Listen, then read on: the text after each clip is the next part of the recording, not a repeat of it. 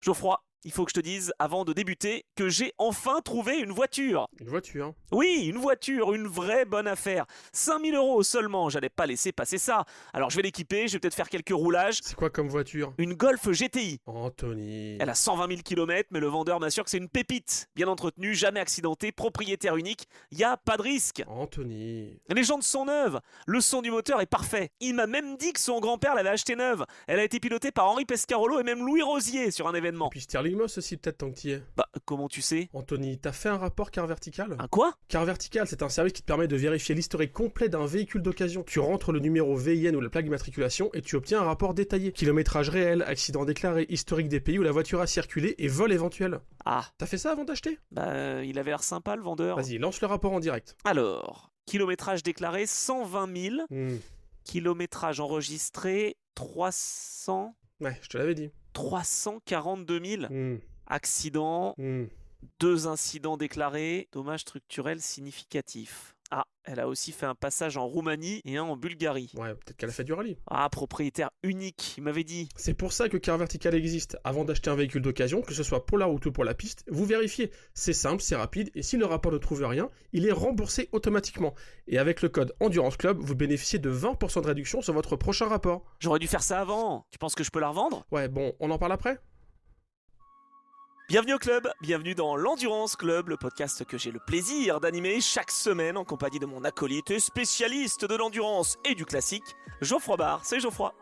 Salut Anthony, bonjour à toutes et bonjour à tous. Ah oui, cette semaine, épisode dédié à de l'historique, à du classique, on l'avait dit, un épisode spécial et un épisode qui, je pense, va vous plaire parce que c'est une course mythique qui a donc marqué l'histoire. On sait que, généralement, ça vous plaît, hein. On est revenu sur l'histoire de Toyota au Mans, on est revenu sur l'édition 95 du Mans, on est revenu sur l'épopée Matra, la Ferrari 333 SP, bref, on va pas tous les refaire, mais en tout cas, n'hésitez pas à aller les retrouver, hein, ces épisodes historiques. On fera peut-être une petite playlist, justement, spécifique aux épisodes historiques. On a des idées, hein, Geoffroy, mais en tout cas, en 2026, on a beaucoup d'anniversaires à fêter. On avait dédié une top question, d'ailleurs, t'en souviens, aux années particulières qui se terminent en 6, aux 24 heures du Mans.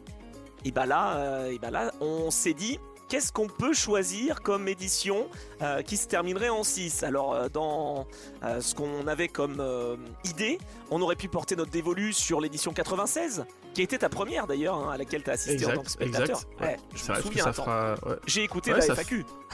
Ça fait 30 ans cette année, je vais organiser, il y aura un goûter, il y aura un gâteau, non je sais pas, mais ouais, ça fera J'espère. 30 ans cette année que je vais au Mans. Ouais, Ah ouais, on fait ça. Et non, et Ah, mince. ça fait 30 ans cette année, et en plus ça fait 30 éditions, parce que ça pourrait faire 30 ans et donc 31 éditions, puisque si tu Oui, vois ce que je veux dire. Hein. Sauf que je suis pas allé à la course en 2004 parce que je passais le bac, donc j'étais prisonnier, je devais rester chez moi et pour réviser le bac, donc je n'ai pas... Donc officiellement, j'ai fait que 30... Officiellement, comme s'il y avait un décompte, c'est sur, sur ma pomme. J'ai 30 éditions à mon actif. 30 ans, 30 éditions. À la pendule Rolex, tu as donc 30 éditions. Exactement. En tout cas, c'était aussi une édition spectaculaire et une édition surtout marquée par une victoire d'un tout jeune pilote, Alex Wurz. On aurait pu parler de l'édition 2006 avec le diesel. On aurait pu parler de l'édition 2016, mais ça on l'a déjà fait puisqu'on a parlé de Toyota et de la grande déception évidemment de cette édition. On aurait pu parler 86, mais bon, c'était Porsche qui dominait à cette époque-là.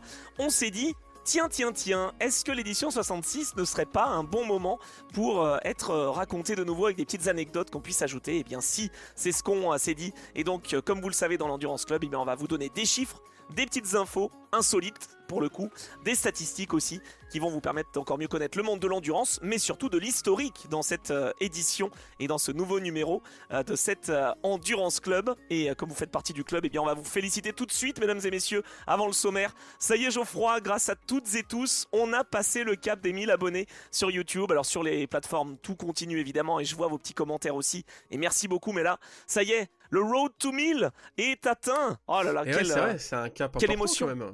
En vrai, c'est un cap important parce que pour ceux qui s'en rendent pas compte, ça fait partie, exactement comme les 10 000 sur Instagram, ça fait partie des caps où après, t'es un peu mieux mis en avant, on va dire. Ça, Après, on pour déroule. Le côté, ouais, non, mais comment ça se passe en coulisses, c'est que l'algorithme te valorise un peu plus parce que du coup, tu deviens une chaîne avec un peu plus d'abonnés. Donc, voilà. Donc, ouais, franchement, merci beaucoup à vous de nous montrer votre soutien comme ça. C'est vrai c'est ce qu'on vous demande. Hein. On vous demande pas de nous suivre sur je sais pas quelle plateforme et de payer un abonnement, etc. Ah bah si, on peut. Si pouvez... Attends, vas-y, j'ai une idée. Non, je rigole.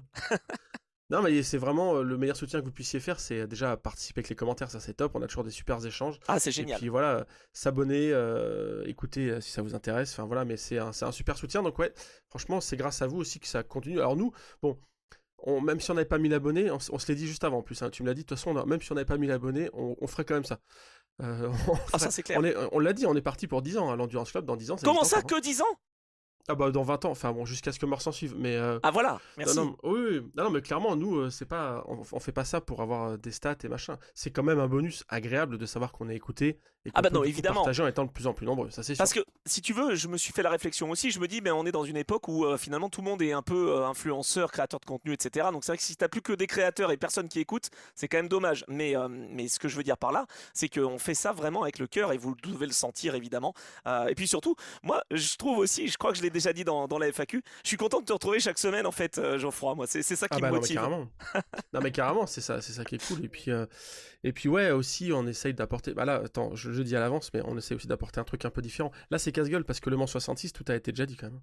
Oui, enfin, tout a été dit. Moi, j'ai quand même appris des choses quand j'ai travaillé cet épisode, hein, je te le dis. Donc bon, je suis pas peut-être l'expert des années 60, mais bon. Et je prends le pari que je vais encore t'en apprendre. Ah, j'espère. Et j'espère que moi aussi. Alors là, je prends pas le pari parce que je suis pas sûr. T'es un expert vraiment S classique et S historique. On n'a pas la présence de Julien Ergo qui a son petit rond de serviette, mais il sera de nouveau là hein, pour d'autres épisodes historiques. Mais c'est vrai que vous êtes les experts de ces étapes et de ces épreuves qui sont vraiment qui ont marqué l'histoire. Moi, j'étais un peu moins féru d'histoire, on va dire pré-80, et grâce à vous, je m'y mets de plus en plus. Donc non, c'est vraiment top. Et donc, la Spiker va pouvoir sortir de grange. Ça y est, dépoussiérée. On va pouvoir se débrouiller pour vous la faire livrer chez vous. Alors, on ne sait pas encore comment on va s'organiser. Si on organise un petit concours genre Top Question, si on fait un tirage au sort. Bon, on sait pas encore trop, mais vous saurez ça rapidement. C'est ça. Ouais, j'ai envie d'avoir un discours politique. En fait, parce qu'à chaque fois, tu dis que la Spiker prend la poussière. En vrai, je l'ai pas acheté encore. Il va falloir que j'en trouve une. Ah là, coulisses, anecdote. La cote des Spiker va exploser sur Vinted et sur Le Bon Coin. Mais non, mais oui, on va le faire. Hein.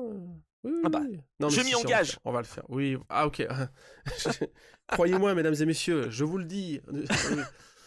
Si, on va le faire. Ça serait bien. L'idéal, ça serait que ça se fasse la semaine du Mans, une petite remise en main propre pendant les 24 heures du Mans. Ça serait cool. Oui, mais alors tu te mets à dos plusieurs personnes qui eux suivent depuis chez eux sur l'application Oui, non, mais on va. Oui, non. Oui, on va organiser un petit goûter pour la 30e édition de Geoffroy et on essaiera de voir. Voilà. Ou une tournée. On fait une tournée triomphale en France. Oui, bien sûr. Oui, comme si je n'étais pas déjà assez parti et toi non plus. Ouais. Ah oui, c'est vrai. Bah ça, c'est le road to 24 000 après. Je sais pas trop, tiens, le prochain objectif, vous nous direz, tiens, dans les commentaires, qu'est-ce qu'on pourrait faire comme objectif réaliste, évidemment, puisque là, on est à 1000. Voilà, peut-être que vous avez des idées, une rencontre à 5000, par exemple, j'en sais rien, voilà, autour d'une piste de cartes, par exemple. Je dis ça, je dis rien. Voilà, peut-être pas mal, non? Ouais, mais moi, avec mon poids en karting, je vais faire des photos, moi. Voilà, tu feras les photos ou tu feras le starter. Exactement. Bon, en tout cas, en parlant de starter, lançons top départ. Ah oui. Oh, c'est beau, c'est beau. Alors, au sommaire de notre épisode, on va revenir sur cette course Le Mans 66 donc. Alors, vous le savez bien sûr, il y a plusieurs raisons pour lesquelles cette course est devenue assez mythique. Le duel Ford-Ferrari, la revanche peut-être industrielle d'un géant de l'automobile, un tournant dans l'histoire de l'endurance. Je trouve en tout cas qu'ensuite on a peut-être un petit peu plus mis en valeur les 24 heures du Mans. Une course au scénario hollywoodien, on peut le dire. Et on va vous expliquer tout ça à travers des anecdotes, à travers les coulisses d'un projet aussi des Américains qui sont venus en force dans la Sarthe. On va remettre un petit peu de contexte, on va replacer les choses pendant la course, ce qui s'est passé, les temps forts, je ne vais pas faire heure par heure ce qu'il y a eu et le classement, mais voilà, et puis le finish aussi qui a été un peu polémique ou pas d'ailleurs, tu nous le diras, et puis des anecdotes qui ont suivi l'héritage de cette épreuve, avec notamment un film qui est sorti. Donc voilà, on va vous expliquer tout ça dans cet épisode 5 étoiles qui, je l'espère et nous l'espérons avec Geoffroy, va vous plaire. Donc n'hésitez pas justement à mettre des étoiles sur le podcast Endurance Club et également à commenter, à booster, à mettre des petits pouces. Bref, tout ce que vous avez l'habitude d'entendre dans notre discours, eh bien vous pouvez le faire. En tout cas, maintenant on est à 1000, donc merci encore une fois. Et on va se lancer tout de suite. Alors le contexte, Geoffroy, c'est que c'est la 34e édition des 24 heures du Mans, les 18 et 19 juin 1966. On a 350 000 spectateurs. Franchement, il y a eu un creux à un moment donné. Mais là, c'est le renouveau parce que finalement, ça fait quoi? Ça fait 15-16 ans qu'on est de retour finalement aux 24 heures après la Seconde Guerre mondiale. Ben ouais. Donc il y a vraiment un gros engouement. On a Ferrari qui reste sur combien 6 victoires consécutives en arrivant. Donc le Nart Ferrari s'est imposé en 65. À ce moment-là, c'est un Belge qui est le pilote le plus victorieux de l'épreuve. Alors c'est Jackie, eh ben non, c'est Olivier Jean-Debien avec 4 victoires. J'ai voulu te piéger, mais on ne te piège pas évidemment. Non. On parlera de Jackie X tout à l'heure, tiens d'ailleurs. Il y avait 55 participants, 110 pilotes. Bah oui, puisqu'on était à 2 globalement à l'époque, puisque vous avez répondu à la top question et vous savez qu'en 71 c'était le premier équipage à 3. Donc maintenant ça y est, vous êtes incollables. Il y avait 33 Français engagés au départ, 18 Américains et 9 pilotes italiens pour cette édition 66 où finalement on va tout de suite se lancer, mais Ford veut prendre sa revanche en fait, Geoffroy, face à Ferrari qui reste donc sur des victoires consécutives. Ouais, en fait, c'est pas mal ce que tu viens de faire, de poser le contexte de 66, sauf que, je te reprends de voler tout de suite, non, sauf que en fait, les origines de cette course, elles sont à chercher un petit peu avant. En fait, le résultat de 66, donc spoiler, Ford gagne, c'est la première des 4 victoires, mais ce résultat brut, en fait, faut aller chercher les racines un peu plus en amont, et un peu plus en amont, c'est la fameuse légende selon laquelle Ford a essayé de racheter Ferrari, en fait. Il y a eu cette volonté de Ford de se dire, tiens, il faut qu'on mette les 24 heures du Mans sur notre agenda, et il faut qu'on s'impose, il faut que la marque décroche cette victoire. Bon, on va s'associer avec l'Italien, là, il a l'air de connaître son sujet, puisqu'il en a enchaîné quelques-unes. Donc en fait, en 63, il y a un émissaire qui est dépêché là-bas, c'est Donald Frey. Aucun rapport, je pense, avec Raël Frey. Et Émile Frey non plus. Non plus, non. Et qui, en gros, l'idée, c'est de faire une propale à Ferrari. Et donc, bon, ça, vous avez déjà entendu, vous avez déjà lu 50 000 fois, 16 millions de dollars, quand même. 16 millions de dollars américains proposés. Ce qui est en fait... pour l'époque, c'est énorme. Ce qui est énorme, et si on veut faire un ratio, apparemment, le programme Ford, justement, en 66, aurait coûté 20 millions. Donc, si tu veux... Quand tu vois la débauche de moyens qu'ils ont mis après, parce que du coup, proposition refusée par le commandateur, et du coup, décision est prise chez Ford directement. Dans la semaine qui suit cet échange en mai 60, enfin qui est documenté en mai 63, apparemment, fin mai 63, début juin, décision est prise directement de créer le département compétition. Donc voilà, en fait, ils sont pris un revers. Donc c'était le Special Vehicle Department. En gros, voilà, on va lancer des projets spéciaux. Ferrari, il veut pas. Ok. Eh ben, il va voir ce qu'il va voir. Et du coup, voilà, c'est 63 un peu le point de départ de l'épopée GT40. Surtout que Ferrari a utilisé ce subterfuge, en fait, on l'a appris après, pour faire monter les prix chez Fiat. Et il est pas bête. Il a utilisé Ford en disant, mais attends, mais moi je suis intéressé. Ferrari est intéressant comme constructeur. Donc il a fait monter les prix. Voilà, c'était une technique. Et alors, est-ce que à ce moment-là, tu peux dire que c'est pas Ford qui veut battre Ferrari, c'est Henry Ford II qui veut humilier Enzo Ferrari? Ouais, en fait, c'est ça. Il y a ce côté histoire d'homme. Je sais pas si aujourd'hui, je pense qu'on a vraiment dépersonnalisé les constructeurs, sont moins comme ça. Peut-être que je me trompe. Je sais pas, c'est une discussion ouverte. Je réfléchis en même temps, mais en tout cas, à l'époque, ouais, tu sentais c'était les décideurs qui s'affrontaient. Et qui utilisaient leurs machines respectives, leurs machines au sens leur entreprise, tous leurs moyens pour s'affronter, quoi. Donc ouais, là c'est clairement une question d'ego. Mais Ford, le truc c'est qu'ils partent de zéro sur le Mans. Enfin en fait, c'est vraiment la course qui n'a rien à voir avec ce qu'ils peuvent connaître.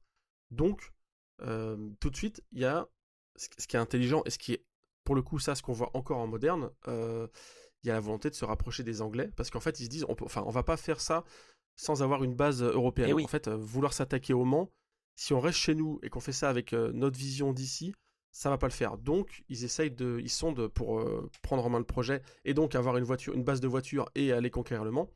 Ils ont sondé Colin Chapman, John Cooper et Eric Broadley. Et c'est ce dernier qui va remporter le truc de chez Lola, hein, bien sûr. C'est bien que tu dises ça, parce qu'en 63, en fait, Ford, j'ai envie de dire, quasiment pas grand-chose leur résiste, parce que c'est le géant américain. Ils ont Sauf failli Ferrari, gagner du coup, ouais. pour leur première participation à l'Indy 500 en 63, avec Lotus, justement, tu parles de Colin Chapman, ils ont failli gagner direct. Ça c'est pas fait, mais ils ont failli gagner direct. Et donc Eric Broadley, tu le disais, qui vient de Lola, a été finalement dépêché pour créer cette mythique auto, la fameuse GT40. Ouais, en fait, lui, il avait déjà une voiture qui quand on la regarde, est une mini GT40, hein, la Lola MK6 GT. C'est qui a fait Le Mans. C'est vraiment une voiture qui ressemble énormément. Enfin, en gros, les performances sont là. Il y a une ligne, il y a un côté aussi un peu avant-gardiste, c'est-à-dire que la position du moteur, l'aéro, etc. Enfin, voilà, tout est fait pour ça séduit en tout cas à Ford. Et ils se disent bon, c'est avec lui qu'il va falloir avancer. Donc elle fait Le Mans 63, c'est pas mal l'équipage, hein. C'est du Richard Atwood, David Hobbs, donc franchement c'est propre, hein. Ah, il participe en 63, j'ai cru que 64 c'était la première de Ford, tu vois. Bah oui, c'est la première de Ford, mais 63 c'est la Lola qui roule. Et du coup Ford se dit mais ça, cette caisse, c'est ce qu'il nous faut. Donc la voiture est arrivée, il faut le savoir, à l'époque, c'est marrant, mais elle était arrivée, je crois que c'est Eric Broadley d'ailleurs même, qui l'amène au circuit lui-même, quoi, par la route, je veux dire. Ah, c'est bien. Ouais. Un peu à l'instar des Caterham maintenant, tu sais, quand tu es en Caterham Academy, dans le championnat Caterham compétition, tu peux venir par la route, quoi. Ouais, exactement, c'est ça. Et donc Ford, il voit c'est vrai. Et donc Ford, il voit la voiture, et ils se disent ça peut être notre base. Ce qui est marrant, c'est que donc du coup, ils établissent une filiale européenne, pardon, hein, j'essaie de faire dans la chronologie, mais du coup, ils vont faire une filiale européenne et se baser sur ce projet-là. Ils débauchent beaucoup de monde, j'accélère un peu, mais ils débauchent beaucoup de monde de chez Aston Martin aussi, c'est marrant, puisque la victoire Aston Martin, elle est quand même relativement récente.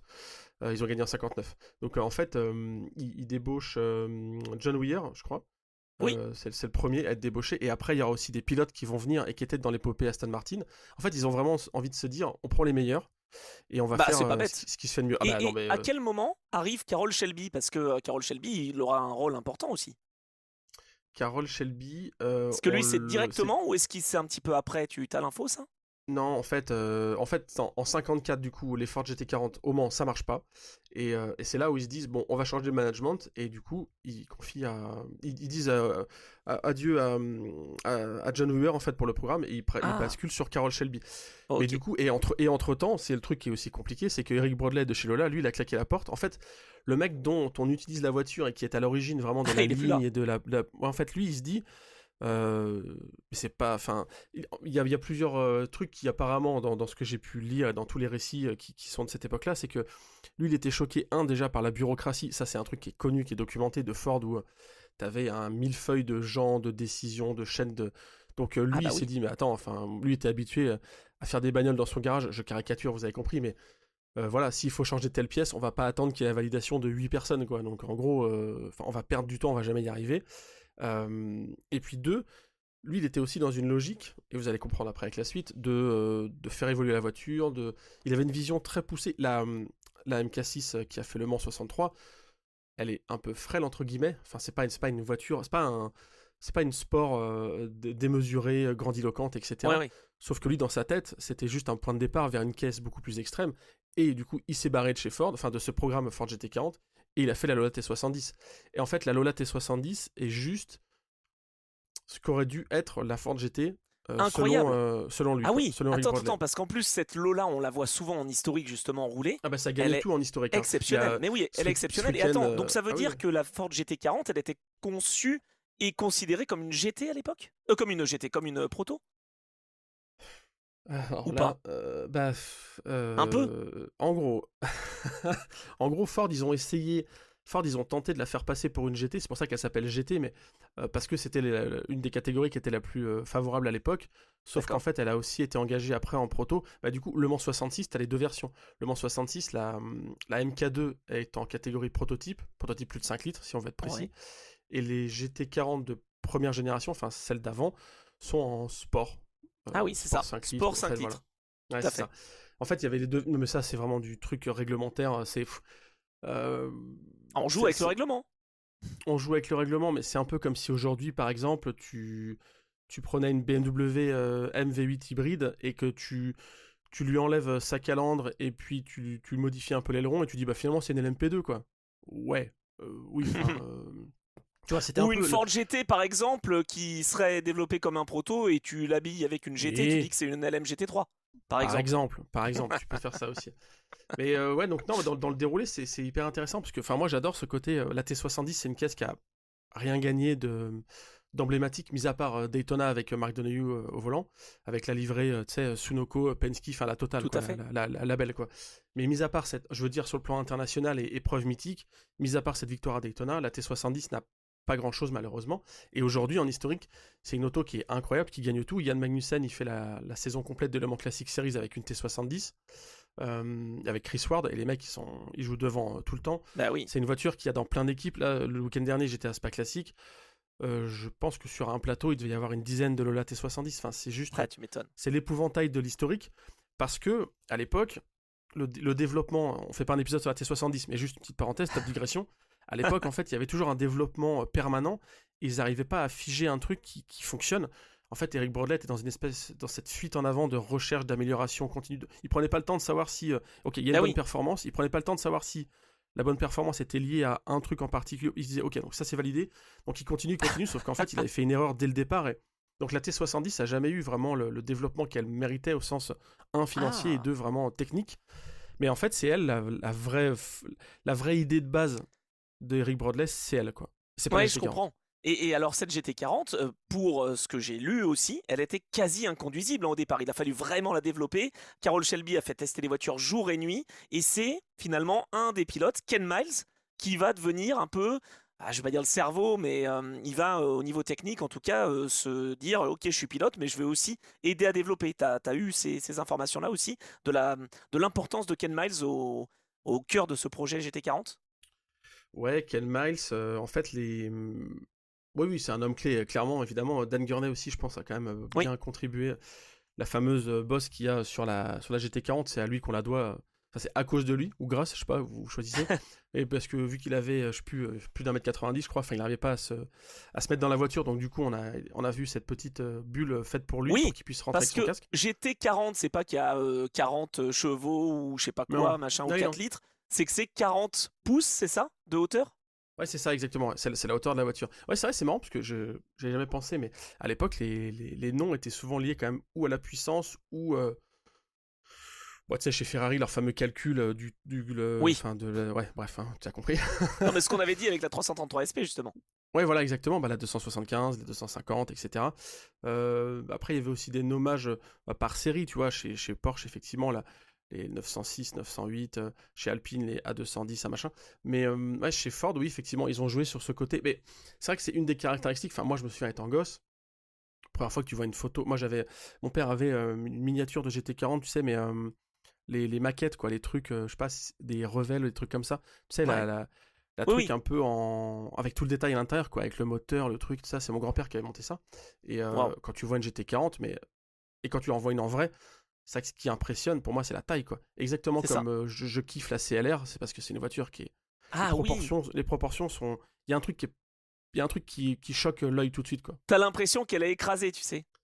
Bah ouais, mais bien. C'est-à-dire qu'elle est pas. Oui. Si vraiment elle était écrasée. Non, mais ouais, tu vois, ce que je veux dire, c'est que si elle était écrasée. Tu vois, je suis assez fan des Porsche 356, par exemple, mais j'ai un peu ce côté une coccinelle écrasée, quoi. Un peu quand même, tu vois, ouais. Par contre, la CLR, je trouve qu'elle a des proportions parfaites. La GT40, ouais, je suis moins sensible, c'est pas à mon époque, mais je trouve quand même qu'il y a un équilibre qui est assez ouf, quoi, sur la gueule de la caisse. Ouais. C'est pas mon époque non plus, mais je l'aime beaucoup. Et attends, et quand tu vois qu'il y a le moteur 4 litres 2 V8 qui développe 350 chevaux, je crois, et qui peut aller jusqu'à 340 km/h, quand tu imagines les dispositifs de sécurité à l'époque, tu te dis que c'était même dingue. Enfin voilà, a posteriori, c'est incroyable. Et d'ailleurs, ça me fait penser, si tu as posé tout le contexte de cette GT40, qui a eu, même avant l'épreuve du Mans 66, un drame déjà dans le clan Ford. Hein. Ouais, il y a eu un drame. Alors, vas-y, alors ça, si tu veux, tu peux l'évoquer, parce que avant même Le Mans 66, il y a aussi, tout début de saison, il y a quand même victoire à Daytona. Ça, on Ouais. oublie aussi dans le décorum. Attends, on Je- oublie, oui et non, il y a un certain Ken Miles qui s'impose à Daytona et à Sebring. Exactement. Et en fait, le truc, c'est que déjà, fait marrant aussi, c'est la première édition des 24 heures de Daytona, enfin en tout cas sur le format de 24 heures. Oui, c'est vrai. Ouais. C'est la première victoire internationale du coup de la GT40 et ça va annoncer la victoire du Mans, enfin ça amène la victoire du Mans.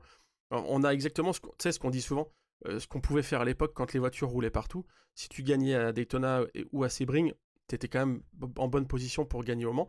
Et là, en fait, cette victoire à Daytona, je pense, ça apporte beaucoup.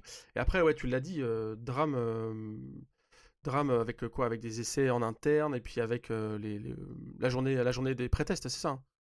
Oui, c'est ça, exactement. Walt Hansgen, qui va malheureusement mourir, il va détruire sa GT40, il va succomber à ses blessures, et donc bah, ça commence très mal pour Ford, parce que bah, déjà, une voiture détruite, un pilote décédé, il faut trouver des remplaçants, il faut se réorganiser. On se dit, bon, à l'époque, ça n'avait pas la même saveur ou intensité, j'allais dire, quand un pilote décédait, bah, c'était normal. Ok, ce sont des racers, ce sont des gladiateurs, et donc ça fait partie du risque du métier. Donc ils n'ont pas été, si tu veux, impactés plus que ça, malheureusement. Mais il y a quand même un pilote qui décède et qui était vraiment un des pilotes qui était très connu aussi aux États-Unis. Donc ça commence pas forcément très bien. Et durant la semaine de course, eh bien, il y a eu aussi un incident parce que on a eu Dick Thompson qui était au volant de la Ford MK2 de l'équipe Alan qui entre en collision avec une voiture d'une autre équipe qui engageait une Ford GT40 mais Mark I, Dick Holquist. Et en fait, c'est la Maison Blanche qui viennent se percuter. Holquist il part en tête à queue, il y a de lourds dégâts, machin, etc. Et Thompson ramène sa caisse au stand. Jusque-là, tu te dis, bah, ok. Et en fait, les officiels de la CO viennent auprès de l'équipe justement de Dick Thompson et lui disent, ok, vous êtes disqualifié. Ah bon? Parce que il a quitté la scène d'un crash majeur sans porter secours entre guillemets ou Ah, assistance à wow, un. ok. T'imagines? À Ah, l'époque, ça, je c'est l'avais un. pas, celle-là. Ok. Ah yes, je t'ai appris un truc. Non mais c'est quelque chose de fou. Et donc si tu veux, ça aurait pu s'arrêter là en se disant bon bah il y a une voiture qui est disqualifiée. Sauf qu'en fait, il y a eu une audience entre guillemets et le directeur de la compétition de Ford, donc Léo Bibi, a menacé de retirer toutes les Ford de la course si cette voiture n'est pas réintégrée. Et sache que Hutch von Hansen de chez Porsche a soutenu Léo Bibi et donc on aurait pu avoir une course 66 sans Ford et sans Porsche. Heureusement, la voiture a été réintégrée, sauf que le pilote, Thompson, lui, il a été suspendu, il n'a pas pu faire Le Mans en 66. Ok, alors ouais, j'avais des infos là-dessus, mais alors tu vois, j'avais pas creusé. Ok, ah non, mais c'est un truc de ouf. Ok. Incroyable. Ouais, Donc l'histoire dans déjà, l'histoire, tu vois, ça carrément. commençait, l'histoire dans l'histoire, ça commençait déjà à être un peu tendu, et donc il fallait trouver un pilote de remplacement chez Ford, sauf qu'AJ Foyt était blessé, Jackie Stewart était blessé, Lloyd Ruby était blessé, donc au final, on a appelé un Australien qui était heureusement en Angleterre, Brian Muir, il a été appelé en urgence, il est venu en France, il a fait 2 tours de qualif, c'est tout premier tour au Mans, et c'était le matin même de la course qu'il a pu les faire, et donc il a été engagé. Et ça me rappelle, et on y reviendra tout à l'heure, un peu ce qui s'est passé pour un Français dans une écurie française. Ah, ah, Ouais, je ah, l'ai pas, tu fais du teasing. ah. En Tu tout l'as cas, pas le avec un truc. casque vert, par exemple. Hmm, à la dernière minute comme ça, bon, tu me diras. Mais en tout cas, le truc, c'est que ces séries ces accidents. Alors, parce qu'il y a eu des accidents, là, comme tu l'as dit, tu l'as évoqué au Mans, etc. Il y a eu des trucs aussi en essai, enfin machin. Ouais. Ça a quand même amené aussi Ford à installer des arceaux à Ah, l'intérieur. Ouais. Alors ça devait pas être fou au départ, mais en tout cas ils ont quand même eu l'idée de se dire au niveau sécuritaire c'est quand même pas ouf la caisse. Et ces arceaux de sécurité ils ont été utiles 2 fois, on va dire, enfin peut-être plus 2 fois, hein. Mais en tout cas il y a 2 fois où vraiment s'ils n'avaient pas été là, je pense qu'il y aurait eu un drame. Daytona, avec Peter Rayson, j'ai pas plus d'infos sur lui, mais en tout cas, il finit sur le toit, et c'est évidemment dans ce genre de moment que les arceaux ont le plus d'utilité. Et autre grosse sortie qu'il a, bon, avec un pilote un peu plus connu, enfin en tout cas, voilà, ça va plus te parler. Mario Andretti, Le Mans ah oui. 67, il a une grosse boîte avec une Ford GT, et apparemment, les arceaux ont largement joué pour le protéger, quoi. S'ils n'avaient pas été là, peut-être que Mario Andretti serait resté sur le carreau en 67. Oh, incroyable, incroyable. Punaise. Non, ça, je savais pas. Mais ça a donc quand même un peu ouvert les yeux aux équipes de Ford, quoi. Et chez Ferrari, bah, il n'y a pas de drame sur la piste, mais il y a des drames en coulisses. Alors là, c'est quand même incroyable. Non, mais c'est fou. Cette édition 66, tu vois, tu te dis qu'il y a un scénario hollywoodien qu'on pourrait faire un film. Ah bah ça tombe bien, il y a un film qui a été fait. Mais c'est marrant parce que tu vas expliquer. Ouais, tu vas expliquer le truc Ferrari. Ce qui est marrant, c'est que l'édition 66, je pense, petite pause dans l'épisode, je pense qu'elle est devenue mythique, enfin qu'elle est emblématique et qu'elle est intéressante, notamment par tout ce qui s'est passé en dehors de la piste, enfin pas pendant les 24 heures. En tout cas, la course en elle-même, on n'est pas trop d'accord là-dessus peut-être, mais moi je trouve que la course en elle-même, c'est pas forcément, c'est pas l'édition mythique, c'est pas l'édition du siècle. C'est pas l'édition du siècle, non, ça on est d'accord. Mais par contre, effectivement, tout ce qui a amené à la victoire, à cette première victoire de Ford et tout l'héritage, on aura le temps d'en parler tout à l'heure, tout l'héritage qui est resté après cette victoire, ça par contre c'est énorme, ça c'est clair. Bah oui, non mais en fait c'est vraiment parce que je pense que cette édition a tellement touché plus que la communauté des passionnés de sport automobile, que du coup elle est restée mythique. On aura l'occasion effectivement de le rappeler, mais c'est vrai que déjà une victoire d'un constructeur américain, quand tu sais qu'après la guerre, justement, c'était Ferrari qui était surtout aux avant-postes, ou les constructeurs britanniques, voilà, ça a marqué aussi. Et donc chez Ferrari, on a un pilote qui quand même a marqué l'histoire, qui a été champion du monde moto, et qui a été champion du monde de Formule 1, le seul dans l'histoire. Bien sûr. Je pense que ça sera le seul même à l'avenir. Hein. Je ne vois pas Fabio Quartararo être champion du monde de Formule 1 si tu veux. Enfin, je sais pas, peut-être. Ou Marc Marquez avec son bras en carton. Ou son bras bionique plutôt, parce que c'est pas un bras en carton, il résiste bien. Et ben en fait, c'est John Surtees, donc, qui était le pilote vedette de chez Ferrari. Avec le directeur sportif de l'époque, Eugenio Dragoni, c'était lui qui était considéré comme le pilote le plus rapide et donc qui était le lièvre aux côtés de Mike Parkes. Jusque-là, pas trop de surprises. Parce que l'idée, c'était de pousser les Ford à la faute et d'essayer de les faire craquer. Sauf qu'ils se remettaient encore d'un grave accident qui était survenu en 65. Et donc, eh bien, il a été convenu que s'il était moins à l'aise, ça aurait été Scarfiotti qui pourrait prendre son relais. Mais c'était une possibilité sans que ça soit officiel, évidemment. Ce qui se passe, c'est qu'il y a un nouveau président chez Fiat. Il s'appelle donc Agnelli. Et le neveu d'Agnelli, c'est Ludovico Scarfiotti. Et donc, oui, dans la hiérarchie, il est devenu prioritaire. Surtees, il s'est fâché tout noir. Il a pris une colère. Et il a quitté Le Mans pour prendre la route, pour aller à Maranello, directement voir Enzo Ferrari, qui lui... On le dira aussi, mais n'assistait pas à cette épreuve des 24 heures du Mans, contrairement à ce qui est dit dans le film.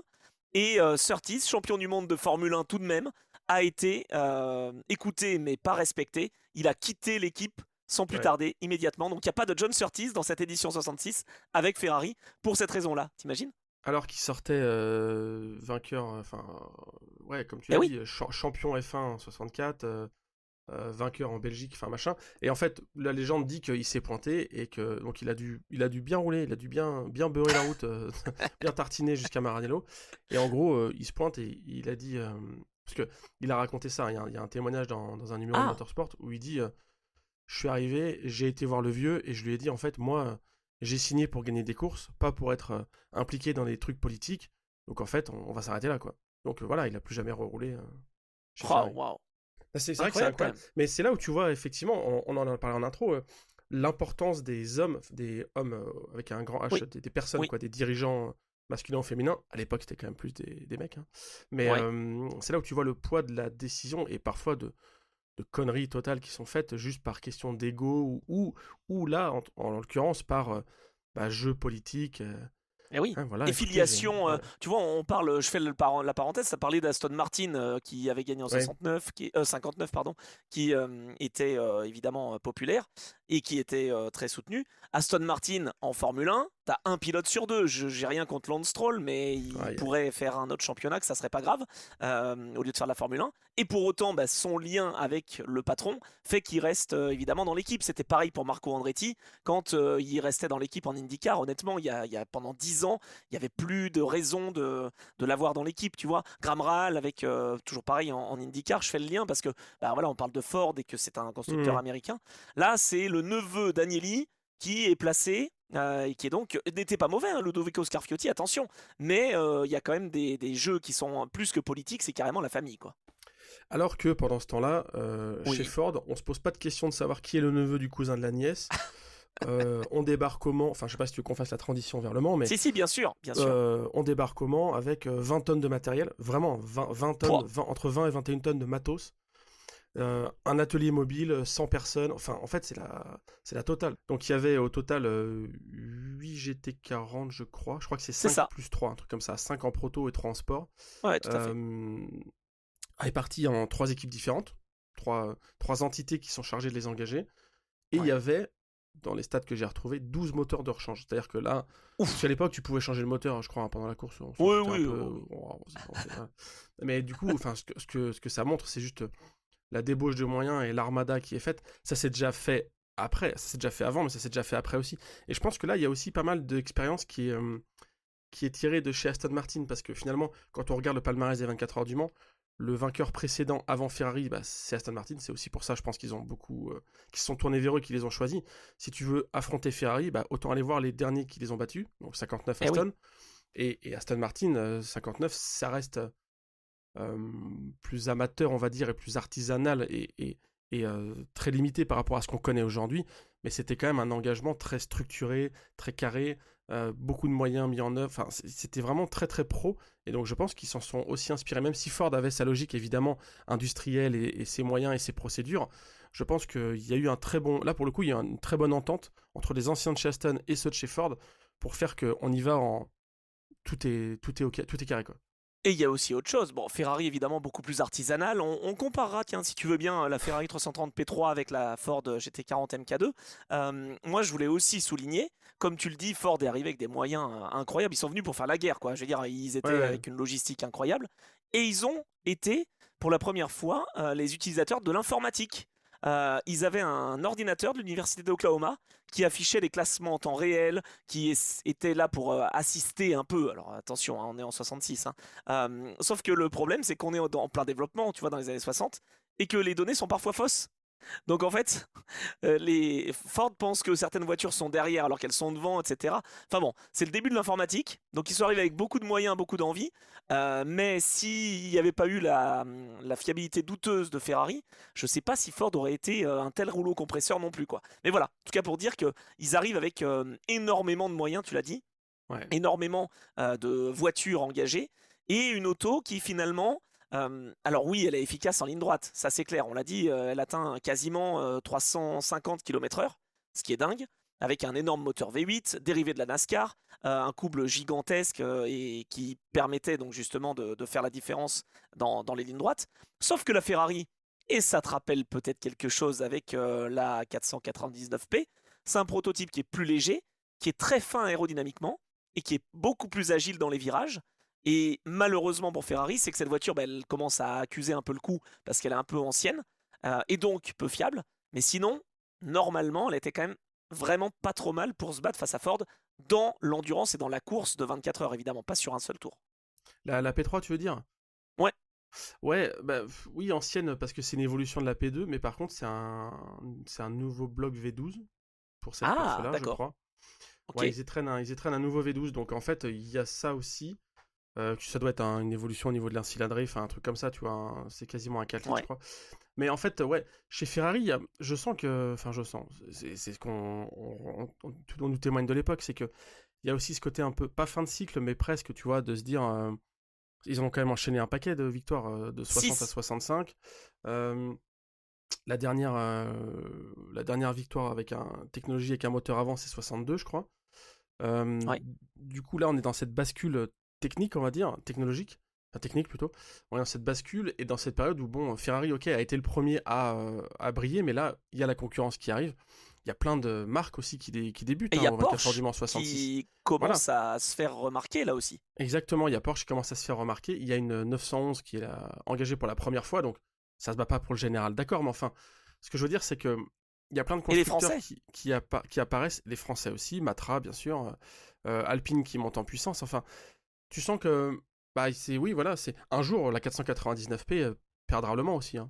Ou alors, ou elle sera pas au départ, ou elle sera pas au départ, ou elle sera battue, mais en fait, les les cycles sont faits pour se terminer, quoi, tu vois. Et je pense que 66, ça a été la meilleure fenêtre de tir pour Ford, évidemment. Ça leur a paru tard, hein, c'est-à-dire que 64, échec, on va dire. Abandon. Abandon, ça marche pas. Toutes les voitures ont abandonné. Je crois qu'elles étaient 5 à être engagées, ou 3 à être engagées, 3 abandons, quoi. Ouais, 65 débâcle aussi. Et là, apparemment, une des légendes, c'est que Ford a convoqué les têtes pensantes du programme en leur donnant. Alors, j'ai pas les détails de ça, mais peut-être qu'il y en a certains qui ont plus d'infos, mais ils auraient récupéré comme je sais pas si c'est des badges ou un petit truc ou des stickers, enfin une connerie, un petit élément où dessus c'est marqué Ford wins Le Mans 66 en haut, Ford remporte les 24 heures du Mans 66. Le message c'était de dire ça là, je vais en imprimer 10 000, donc vous avez intérêt de gagner dans 3 mois, quoi. En fait il y avait une espèce de pression, c'est si vous gagnez pas Le Mans, je suis pas sûr que vous aurez du boulot derrière, quoi. En fait c'est maintenant ou jamais. Ouais. Alors oui, ça je comprends. Et surtout qu'ils avaient mis 3 tentatives à gagner Indianapolis, donc 63, 64, 65, ils gagnent en 65. Ils gagnent le championnat NASCAR, et tu le vois venir, 64, 65, et donc 3e participation en 66 au Mans 24 heures du Mans, pardon. Et donc voilà, l'idée c'était d'imiter un petit peu ce qu'ils avaient fait aux États-Unis. Mais de toute façon, c'est quand même rare qu'une voiture débarque et s'impose directement sans avoir fait, entre guillemets, sa petite courbe d'apprentissage. Alors oui, ça pouvait être le cas à l'époque. Évidemment, vous allez me citer aussi McLaren qui arrive et qui gagne dès la première participation. Oui. Il y a des aventures comme ça, il y a des espèces d'anomalies. Oui, et puis il y a des anomalies dans l'histoire qui sont possibles. Mais moi, ça me paraît... En fait, la courbe de progression, si on reprend ce que j'évoquais tout à l'heure, c'est-à-dire la MK6 GT qui n'est pas encore soutenue par Ford, qui n'est pas la Ford GT40, mais de cette voiture jusqu'aux évolutions, le travail, la mise de côté de John Weir, la reprise en main par Carroll Shelby. Enfin, en fait, tout ça, en vrai, je trouve que ça va assez vite, quoi. Enfin, à l'époque, ils étaient ultra pressés et ça allait pas aussi vite que prévu, mais quand tu prends du recul, ça va, quoi. Enfin, la conquête du Mans, entre guillemets, c'est pas... ça me paraît plus rapide que, je sais pas, moi, que Jaguar en groupe C, où ils ont galéré un peu plus, que Toyota. J'en sais rien, tu vois. Pour être moins rapide que Toyota, pour gagner, je sais pas ce qu'il faut. Quel est le plus grand delta de temps entre la première participation d'un constructeur et sa première victoire? Top question. Je pense que Toyota est... je pense que Toyota est pas mal quand même, effectivement. Non mais tu vois... Attends, il y en a peut-être d'autres, hein. Y a pas genre du Chrysler ou du... Tu vois si tu veux BM, si tu veux aller par là, mais bon, les programmes ont rien en commun, quoi. Oui, c'est vrai. Enfin, tu me diras, Toyota, c'est pareil, hein, quand ils gagnent leur première en 18, ça n'a plus rien à voir avec la 85C ou... Mais bref, c'est marrant. Ouais, mais ça pourrait faire une top question. Oui, quel est le deuxième constructeur à avoir attendu longtemps avant de gagner? Attends, t'en as d'autres qui ont jamais gagné, hein, cela dit. Oui, mais justement, c'est ça. Panos, par exemple. Ah non, mais là, me lance pas sur les Panos, parce que j'en ai vu une ce week-end encore, et alors, non, c'était incroyable. Bref. Ah d'ailleurs on a le bonjour de Olivier Galland qui est pilote en classique et qui écoute l'Endurance Club. Je disais que les pilotes nous écoutaient. Ben voilà, c'est la confirmation. Pilote moderne et pilote classique qui nous écoutent. Donc merci, ils font partie des 1000. Voilà, petite digression. Ok. Olivier Galland qui a gagné 2 courses ce week-end, c'est pas que j'ai eu le plaisir de commenter du coup avec la Panos. Voilà. Il s'est battu face à Alfie Briggs. Mini digression. Il s'est battu face à Alfie Briggs qui est plus rapide, qui a une voiture plus rapide, mais le jeu des pénalités et toutes les règles qui sont prévues font qu'il y a des batailles incroyables et doubler Panos, franchement j'adore cette caisse. Enfin, on en a largement parlé, faudra un épisode spécial. Hein. Il faut, bien sûr. La Panos LMP1 Roadster S de 99, ça mérite un épisode mais de ouf parce qu'il y a plein de trucs sur cette caisse, bref. On fera ça et ça réjouira Panos 81 évidemment dans le chat. Paul Newman qui a piloté chez Panos, enfin bref, je te donne des petits bonbons comme ça, mais il y a plein de Sébastien Bourdet aussi. Sébastien Bourdet sur la Panos. Je crois. Patrick Bourdet plutôt, mais... Non, d'accord, mais une Panos, tu sais, en GT. Ah oui, en GT, oui. Non, mais là, je te parle de celles qui sont belles, pas de l'Espérante GTLM, là, non. Bon, d'accord. Dit-il alors que j'ai les miniatures. Ouais, non. Oui, c'est ça. Oui, c'est vrai, non, mais j'avais oublié. De toute façon, nous, on peut faire la Spiker. Hein. Alors non, peut-être pas. Bon, alors revenons à nos moutons. Est-ce qu'on parle de la course ou pas? En fait... Attends, oui, on va parler de la course, elle a évidemment. pas tant d'intérêt, en fait, cette course. Non, elle n'a pas tant d'intérêt. Moi, ce que je veux, avant de parler de la course, parce que on va s'y mettre et on va prendre le départ, effectivement, certains prennent le départ pour la première fois. Alors, tu as parlé tout à l'heure d'un Américain, Mario Andretti, qui en 67 fait un tonneau. Et alors là, tu m'as appris ça tout à l'heure, j'avais oublié. Mario Andretti est un des pilotes à faire ses débuts en 66 au Mans 66 et c'est pas le seul. On a des champions qui ont fait leur début. C'est incroyable. T'as une génération... et des futurs vainqueurs des 24 heures. C'est ça, t'as une espèce de génération, un chapelet de pilotes dont les noms sont emblématiques, quoi. Alors vas-y. Dis-nous. Donc Jack Hicks, on l'a évoqué tout à l'heure. Ah ouais. Non, on l'a évoqué, mais on savait pas que c'était sa première participation. On l'a déjà dit dans un épisode précédent. Si, ouais, Jackie Hicks fait ses débuts en 66. En fait, on avait dit que, et j'avais fait le rapprochement il y a pas si longtemps, mais que Jack Hicks et Henri Pescarolo commencent la même année, ce qui est quand même marrant. 66, parce que Henri Pescarolo, donc aussi débutant, Mario Andretti et Marc Denoyou. Il fait partie de la team Ford GT du coup. Et qui a été découvert par le regretté Walt Hansgren, on en a parlé tout à l'heure, qui s'est malheureusement tué sur les essais Prémant. C'est lui qui avait découvert Marc Denoyou, qui finalement va s'imposer à l'Indy 500 en 72 et qui va décéder malheureusement en 75. Mais voilà, en tout cas, il y a vraiment cette filiation américaine, quoi. Il y a aussi des noms qu'on associe direct à un constructeur. Pour moi, en tout cas, quand tu les prononces, forcément, tu les associes à une marque. Johnny Servoz-Gavin, Matra. Jean-Pierre Josso. Ouais, exactement. Incroyable, franchement. Et Henri Pescarolo, donc, qui fait ses débuts. Et si j'expliquais tout à l'heure que les débuts de Brian Muir étaient au dernier moment, Henri Pescarolo m'a raconté dans le podcast Trajectoire que en fait, il avait son casque dans la voiture. C'était un pilote de réserve Matra. Et en fait, il y a un des pilotes qui s'est pas pointé. Il a plus su me dire qui, ou en tout cas, il s'en souvient plus. Mais il fait ses débuts au Mans complètement par hasard. Il n'était pas du tout censé rouler. Et pendant les essais, alors oui, c'est pas juste avant la course, mais ça a été complètement anecdotique, j'allais dire, du fait qu'il soit là. Il a son casque, sa combinaison, parce qu'il m'a dit, mais moi j'ai toujours ma combinaison. De toute façon, moi j'ai toujours ma combinaison dans la voiture. Voilà, il fallait bien qu'on fasse une imitation, et tu l'as fait mieux, cette façon de s'organiser fait que finalement, il est dans le stand, et puis chez Matra, on l'oublie, et à un moment donné, c'est la nuit, il faut faire les tours. Ah bah attends, mais Henri, faut que tu prennes la voiture. Et donc il fait ses premiers tours de roue la nuit. Il s'est vraiment fait peur. C'est ce qu'il m'a dit. Les premiers tours, il voyait des phares roulés, des phares de toutes parts, de chez Ford, de chez Ferrari. Il était au milieu de tout ça et il a eu peur. C'est une des seules fois où il a eu peur, il m'a dit. Oui, ça m'étonne pas. Que débuter par un relais de nuit au Mans 66, ouais, je laisse à quelqu'un d'autre. Ouais, c'est clair. Et on aura d'ailleurs tout à l'heure l'occasion, là, puisqu'on va parler de la course, de dire que certains se sont aussi fait peur avec ce fameux duel entre Ford et Ferrari, parce qu'on dit que c'est une édition où il n'y a pas eu trop d'attaques. Avant l'abandon des Ferrari, c'était quand même chaud. Hein. Et puis, je voulais aussi citer André de Cortanze, qui a fait ses débuts. Alors là, on va me dire, mais il n'est pas pilote. Eh bah si, il a été pilote, il fait ses débuts sur Alpine. Il était engagé en 64 sur une Porsche 904, mais qui a jamais pris le départ. Et donc début en 66 pour André de Cortanze, qui a donc été pilote avant d'être un éminent ingénieur, évidemment, et concepteur de voitures. Et qui enchaînera avec que des participations sur Alpine, d'ailleurs. Il avait... Je tentais un truc, là. Il avait tenté en Porsche en 70, mais non qualifié, je crois. Ah, aussi. Ah bah tu vois, en 64 aussi, il était non partant. Ok, oui, 64, oui, et c'est pour ça qu'il débute en 66, mais je crois qu'il y avait une tentative 70, mais non...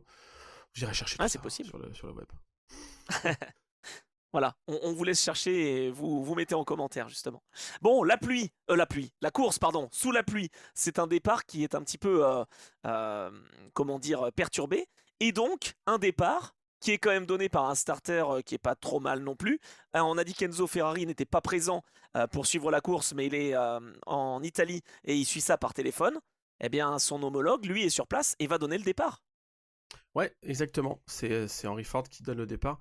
Et la voiture de sécurité, voiture de sécurité, il y a un Pescar ou je sais pas quoi. Bon, en fait non, mais tu sais, c'est départ en épi bien sûr, mais il y a une voiture, je sais pas quoi, qui sert un peu de. Attends, ça veut dire que c'est peut-être le premier départ. C'est ce que disait Kiki justement. Il parlait pas de 66. C'est peut-être le premier départ qui a eu lieu sous safety en fait. Ouais, mais en tout cas c'est une Ferrari. C'est ça qui est marrant, c'est que c'est une Ferrari. Ah bon? Ouais. C'est Henry Ford qui donne le départ et c'est à la CO on savait gérer les égos. Hein. Donc ouais, non mais ouais, c'est ça, c'est marrant. Mais et en parlant d'ACO, top anecdote, tu le sais, mais peut-être que nos auditeurs récents ne le savent pas. On a eu le plaisir d'avoir un entretien avec le président de l'ACO, Pierre Fillon. Et encore merci à Jean-Baptiste évidemment de nous avoir permis d'avoir ce moment-là. C'était à Rétromobile. eh bien, le président de la CO, Pierre Fillon, nous a avoué que c'était la première épreuve qu'il avait suivie en vrai, Oui, c'est Le vrai. Mans 66. Exact, je voyais pas où tu voulais en venir. Ouais, c'est vrai, en tant que spectateur. Et je crois aussi, je tente plusieurs trucs, ça vous n'avez pas pour le vérifier, mais je crois savoir aussi que Hans Hugenholz, qui est le patron du président maintenant du club des pilotes, je crois que c'est pareil, sa première édition, c'est 66. Bien. J'irai lui demander parce qu'il parle parfaitement français. Oui. Je vais essayer de faire un épisode de Trajectoire, enfin un des nombreux qui doivent sortir. Euh, Oh là là, j'ai 15 ou 16 épisodes en stock. Bon, c'est pas encore quoi ton actu, mais voilà. Bon, bref. Allez, on revient au départ. Donc du coup, pluie fine.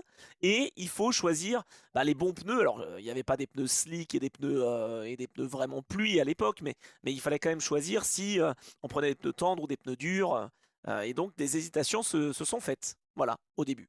Ouais, hésitation, effectivement. Et après, la physionomie de la course, c'est un bon 24 heures du Mans à l'ancienne. C'est des casses mécaniques.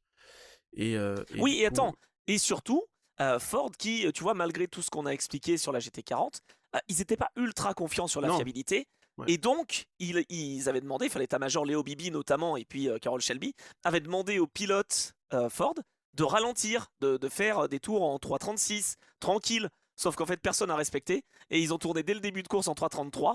Sauf que au sein de Ford, ça devient forcément une guerre entre pilotes, surtout en fin de course, hein, évidemment. Et les consignes n'ont pas toujours été respectées. On y reviendra justement avec un des pilotes qu'on a évoqué, Ken Miles. Lui, Ken Miles, alors ce qui est fou, c'est que le premier tour, il se passe pas du tout bien pour lui. Porte mal fermée, il doit rentrer au stand et il est dernier à l'issue du premier tour. Ouais, exactement. Non, mais oui, les Ford n'ont pas été non plus à l'abri des problèmes, c'est sûr. Je résume un peu en disant que c'était une course pas très intéressante. Ce qui est sûr, c'est que voilà, il n'y avait pas le niveau de préparation chez Ferrari que chez Ford. La non-présence d'Enzo Ferrari en est aussi, je pense, une preuve. Enfin voilà, il y avait moins d'implication. Et ce qui est marrant par contre dans cette course, c'est que, alors par contre, il n'y a que 15 voitures classées. Hein. On est loin des éditions modernes actuelles où on a un taux de concurrents à l'arrivée qui est assez élevé et qui, je crois, en plus progresse quasiment d'année en année. Enfin, en tout cas, on est parmi les éditions les plus fiables, on va dire, actuellement. À l'époque, il y a 15 voitures sur, tu l'as dit, 55 engagées, je crois. Et attends, et regarde un peu l'écart qu'il y a à l'arrivée entre la première et la dernière voiture classée. 102 tours d'écart. Ouais, c'est fou. Non, mais c'est fou. Mais le truc, par contre, ce qui est intéressant, c'est qu'il y avait chez Ferrari, et c'est aussi peut-être un truc qui montre qu'on était déjà dans une période de changement. Il y a, comment dire, une variété, un faisceau d'équipes entre guillemets satellites, ou d'équipes qui portent les couleurs Ferrari et qui sont devenues emblématiques. Je pense au Nart, je pense à l'écurie Francorchamps, bien sûr. Tout à fait, bien sûr. En fait, c'est que des... Il y avait une Maranello concessionnaire, ça, bon, c'était un truc, britannique. Voilà, anglais, exactement. Mais l'écurie Francorchamps, déjà, ou le Nart, c'est juste des noms incroyables.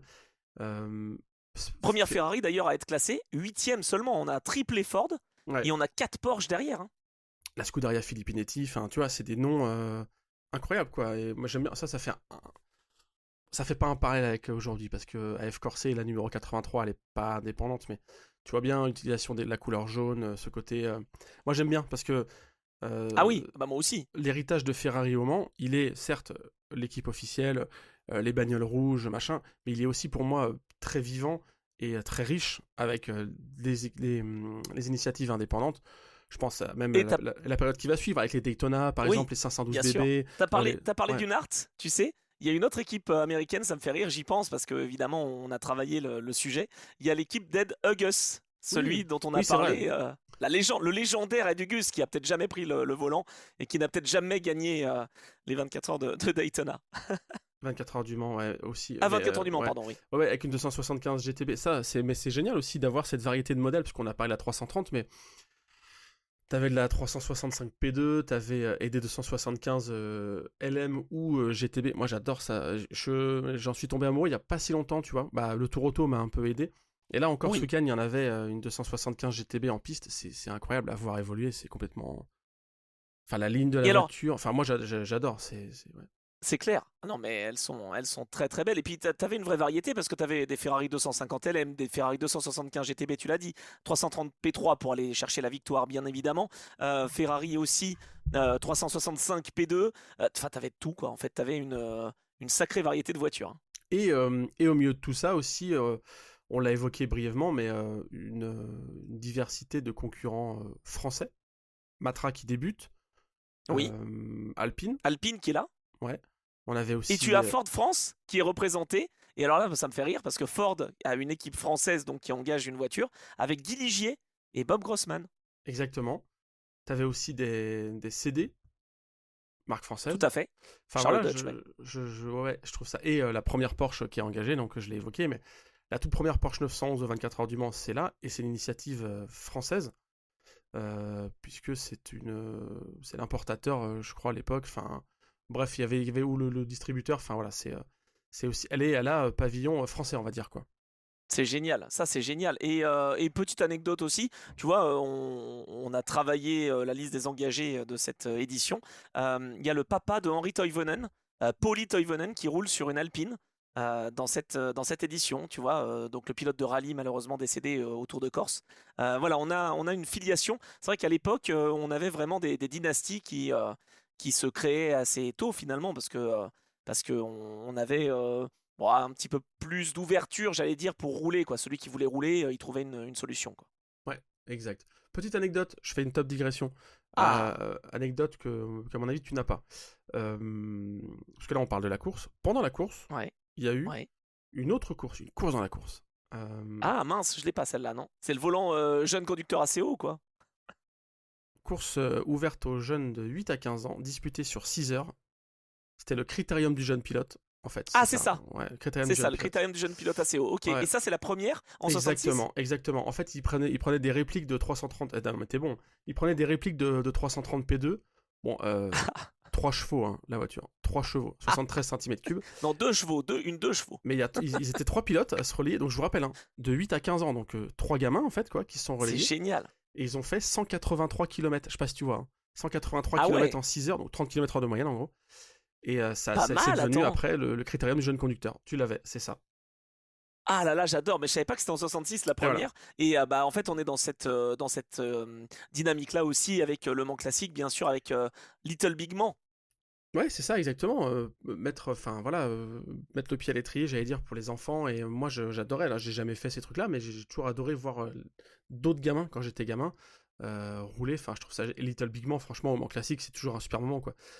Mais tu sais que c'est un cafouillage mais j'adore. Ah oui, non mais ça c'est magnifique. Pour l'anecdote quand même, et il me l'a appris pendant qu'on était en train de faire l'entretien trajectoire, si vous voulez écouter l'épisode sur Antoine Doquin, il me parle de Little Big Man. Ah oui, il l'a fait, c'est ça. Il l'a fait. Il fait tout Antoine Doquin, il fait du moderne, il a fait le Tour Auto aussi avec le papa, c'est incroyable. Exact. Ouais. Il a fait avec son frère, je crois, si je dis pas de bêtises. Mais il y avait une autre voiture. Son père était là. Ouais, voilà, c'est ça. Ouais, exactement. Il y avait Nicolas, il y avait Antoine, il y avait toute la famille d'Aucun. Incroyable. Et il roule là en GT chez SRO, justement, en GT World. Ouais, exactement. Alors, est-ce que tu as une autre anecdote? Parce qu'on parle évidemment de cette édition. Donc, assez rapidement, Ferrari abandonne. Je crois que on va même pas passer le cap de la nuit ici. Tu me rediras, mais les Ferrari abandonnent rapidement, non? Oui, il y a du problème de boîte. Je crois. Je t'avoue que je me suis pas replongé dans toute l'histoire, mais mais il y a de la. Non, ça pète. En gros, de toute façon, je crois qu'il y en a aucune dans le match. Il y a plus aucune Ferrari dans le match à 7-8 heures de l'arrivée. On sait que c'est plié quoi. Enfin, que ça va jouer. C'est ça parce que. La dernière 330 P3, c'est Bandini et Jean Guichet qui abandonnent à la 17e heure sur un problème moteur. Donc, là, voilà. Il y a une seule Ferrari d'ailleurs à l'arrivée, et c'est celle de Pierce Courage et Roy Pike. Tu en as parlé de Maranello concessionnaire, mais c'est en GT qu'elle était engagée. C'est la 275 GTB, la seule Ferrari à être à l'arrivée. Ok. Ah non, elles sont deux. Il y a aussi l'écurie Francorchamps. Non, ouais, anecdote, est-ce que j'en ai une autre pendant la course Parce que moi j'en ai une. Moi j'en ai. Bah vas-y, moi d'abord.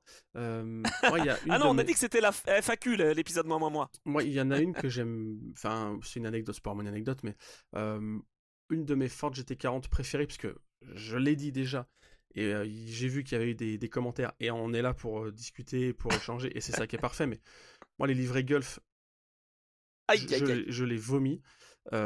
Par contre, évidemment, Hugo, 917K va pas être content. Bah, c'est sûr, avec un pseudo comme ça.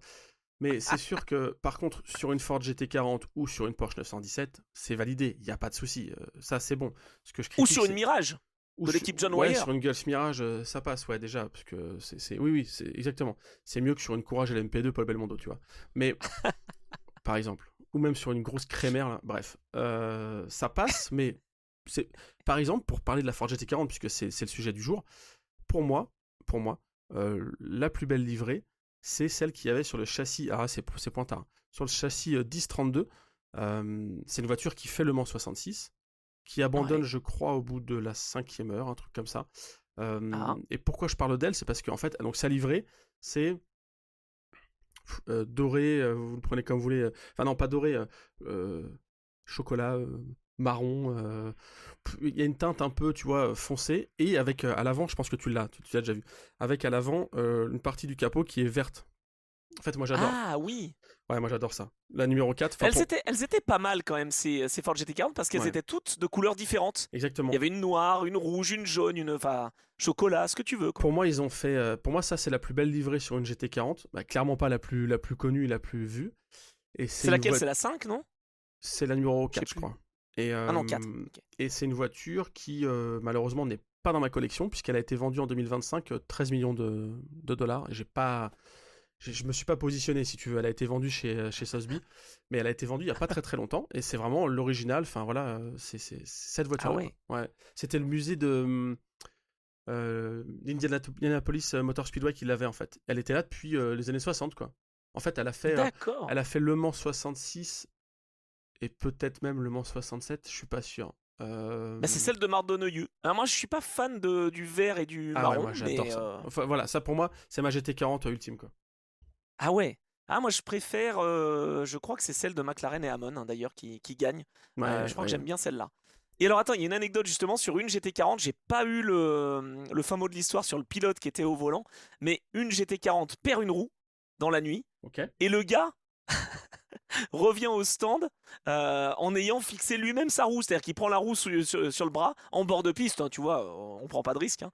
Il prend son cric, et hop, il répare lui-même la voiture et il repart. Non mais attends, c'est incroyable quand même. Tout ça dans la trajectoire, j'imagine, ou en plein, ouais. Nickel. Bah oui, évidemment. Tu sais, à l'époque, ça bêchait, enfin ça bêchait pas, ça pelletait. Ah bah il y avait carrément une pelle qui Mulsanne, était dans la voiture parce que au virage de, c'était quoi, c'était Mulsanne, non? Ouais, bien sûr, à Mulsanne, il y a des photos qui sont cultes de ça, ouais, où ça enlève le sable alors que la caisse elle est tankée, et tout le monde qui... C'est génial, quoi. Ah bah là, Eduardo, il ferait un malaise.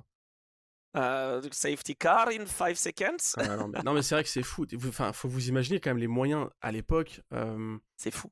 Les moyens de, comment dire, de suivi de course. Tu l'as dit en plus, alors, avec des essais pour avoir des infos sur les voitures où elles sont positionnées, machin. Ah bah oui. On fonctionnait avec la radio, on fonctionnait avec les panneauteurs, bien sûr, au niveau de Mulsanne. Ouais. Avec le téléphone.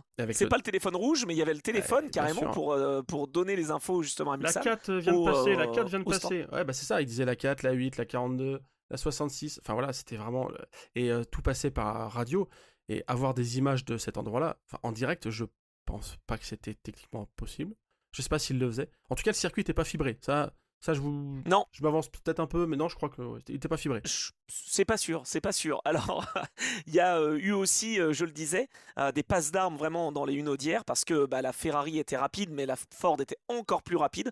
Et donc, dans la nuit, il y avait des concurrents qui se faisaient dépasser des deux côtés. Donc, je parlais d'Henri Pescarolo qui avait eu peur déjà aux essais, mais il y a des pilotes qui avaient vraiment peur parce qu'ils ne savaient pas où se placer sur cette ligne droite.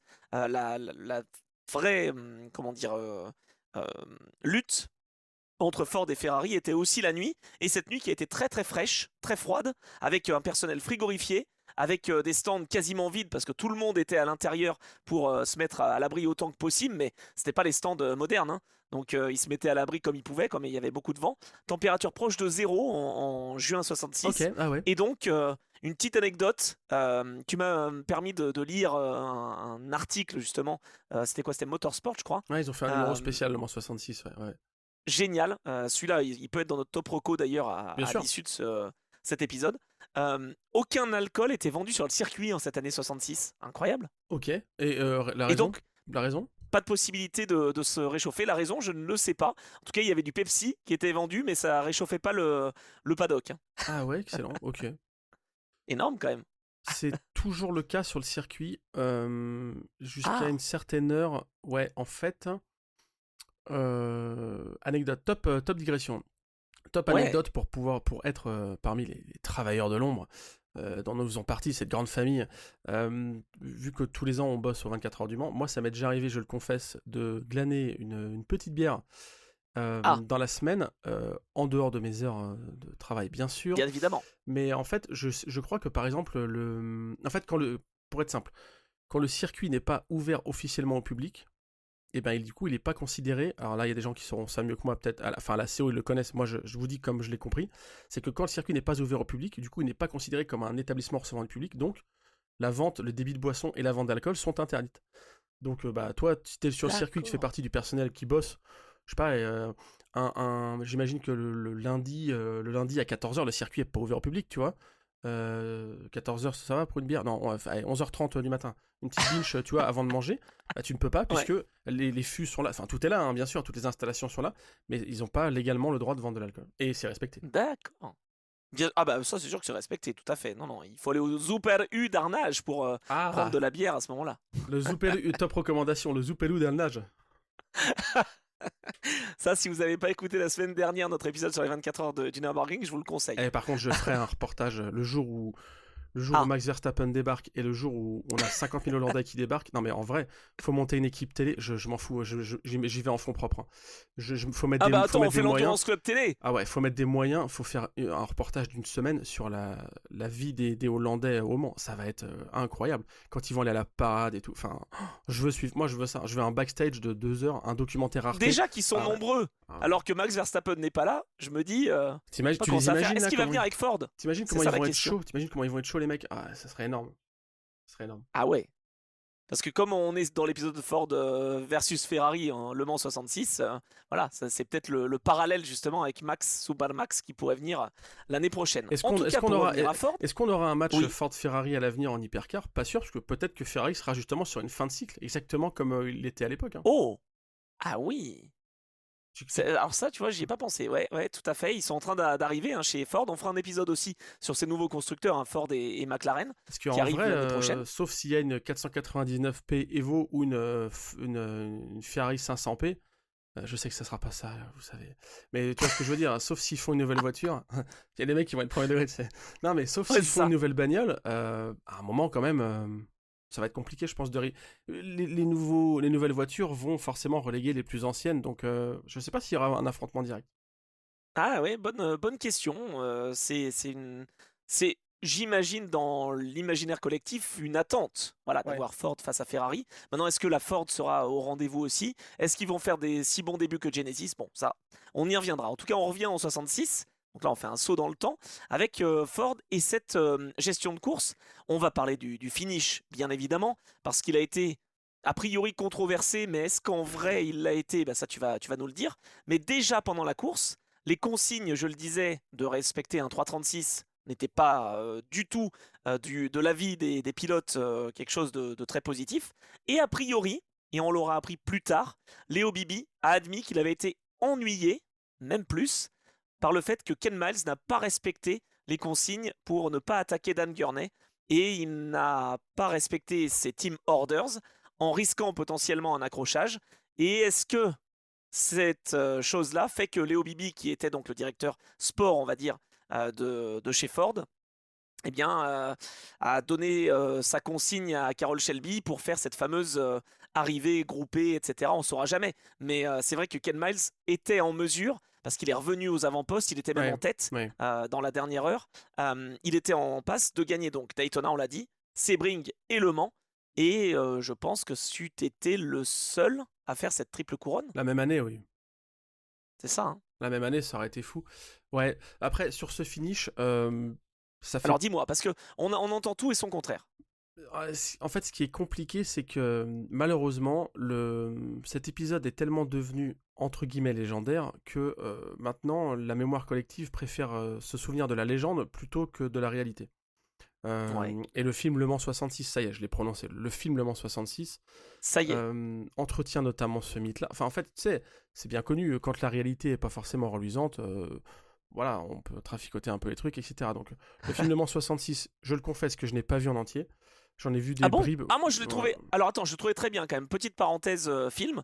J'ai trouvé quand même qu'il relatait plutôt pas mal. Oui. De ce que j'en ai vu, c'est top. Hein. Oui. Bon, par contre, évidemment qu'il y a des simplifications. C'est-à-dire qu'en fait, ce que le film raconte, c'est pas tout à fait ce qui s'est passé. Parce que le finish, oui, c'est sûr que c'est vrai qu'on a demandé une arrivée groupée de la part de Ford. Mais ça s'est pas vraiment passé tout à fait comme il le raconte. Enzo Ferrari, spoiler, n'était pas au Mans, Ouais, alors voilà. que dans le film, il y était. Voilà. Mais en fait, tu vois, moi j'ai rien contre le fait de simplifier, ce qu'on appelle aussi de vulgariser. Et évidemment, le film Le Mans 66 est là pour ça. Et d'ailleurs, ça marche très bien, ça a été un succès. C'est un film grand public, c'est pas un film qui est fait pour les fans de 24 heures Ah bah du Mans non. qu'on est. C'est un film qui est fait pour toucher un grand public. Et ça fonctionne. Après, la simplification, pour moi, c'est autre chose que de fausses informations.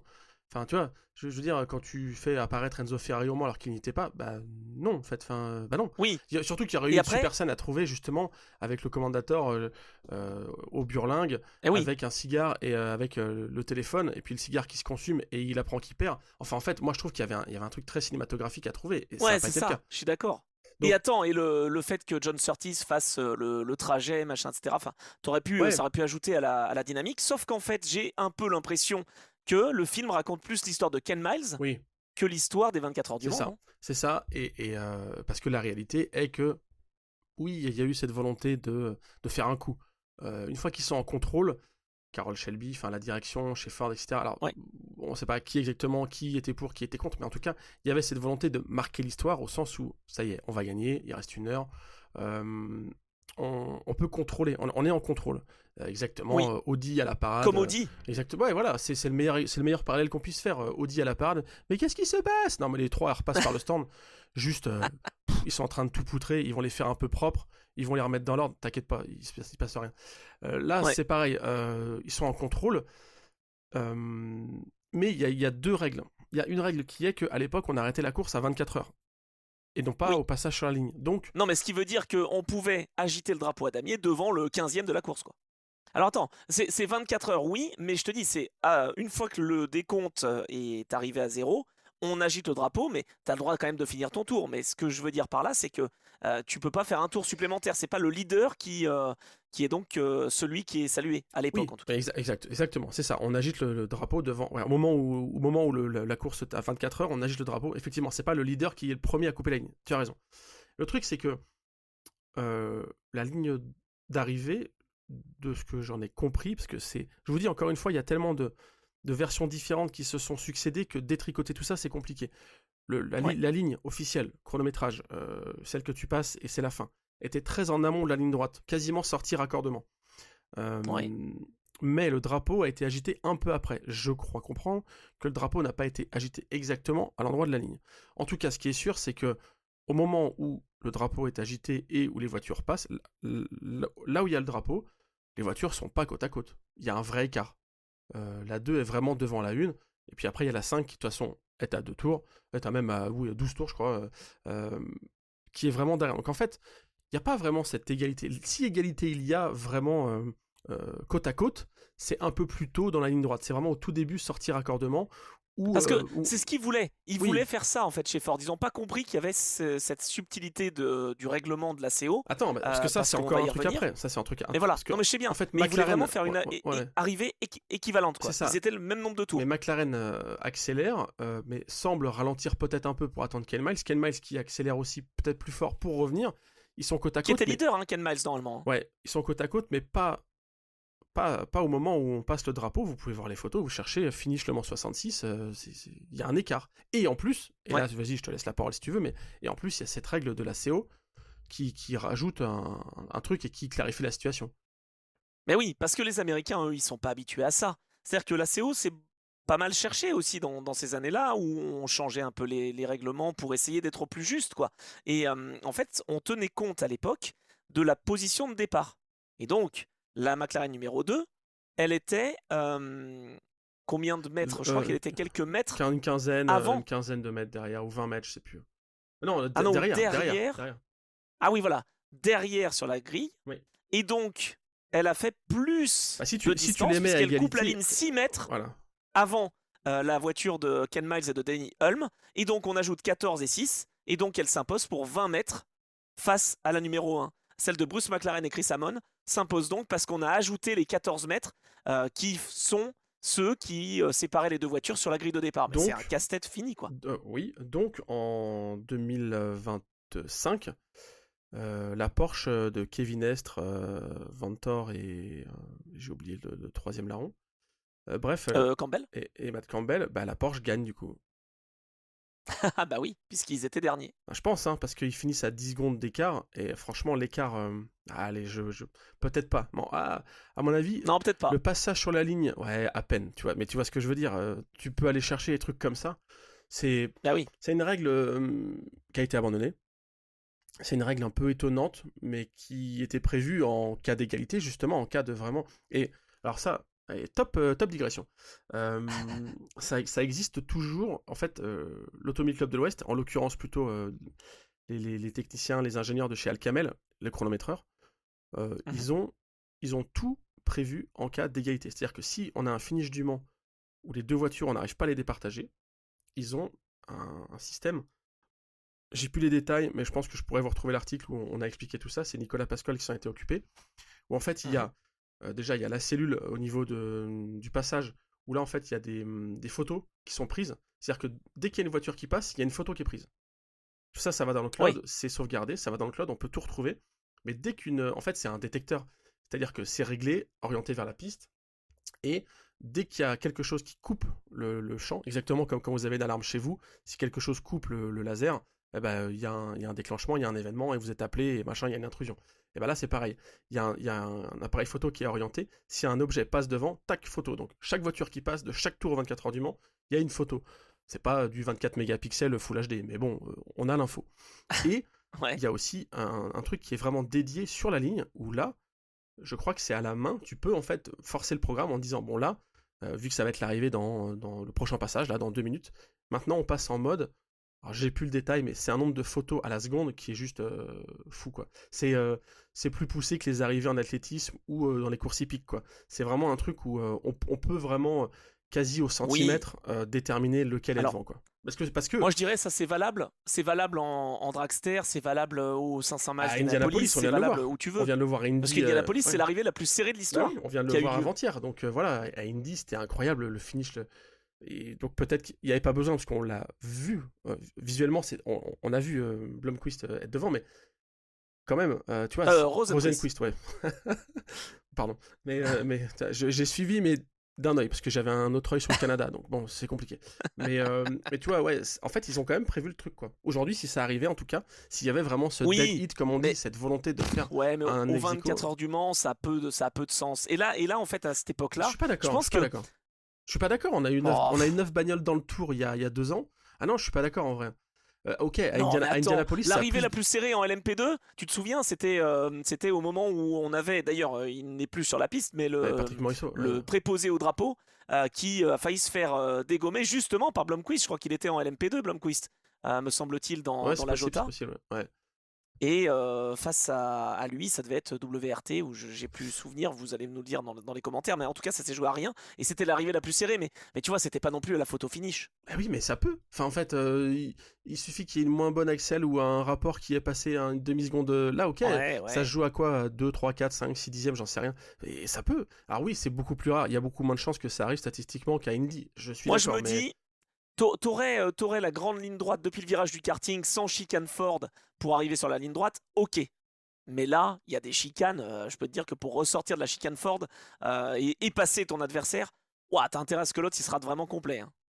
Ok, mais par contre, tu peux... Je trouve. Ouais, mais tu peux avoir ça en GT où tu vas avoir, je sais pas moi, une Porsche qui va très bien motricer face à, en fin de course, je vais taper sur quoi? Une McLaren, on va dire, une McLaren qui est à l'agonie et qui arrive moins à transmettre, et ils arrivent à être côte à côte. En vrai, ça peut arriver. Ouais, pourquoi pas. En tout cas, là, dans le film, t'as l'impression que c'est une décision qui est pour piéger Ken Miles, etc.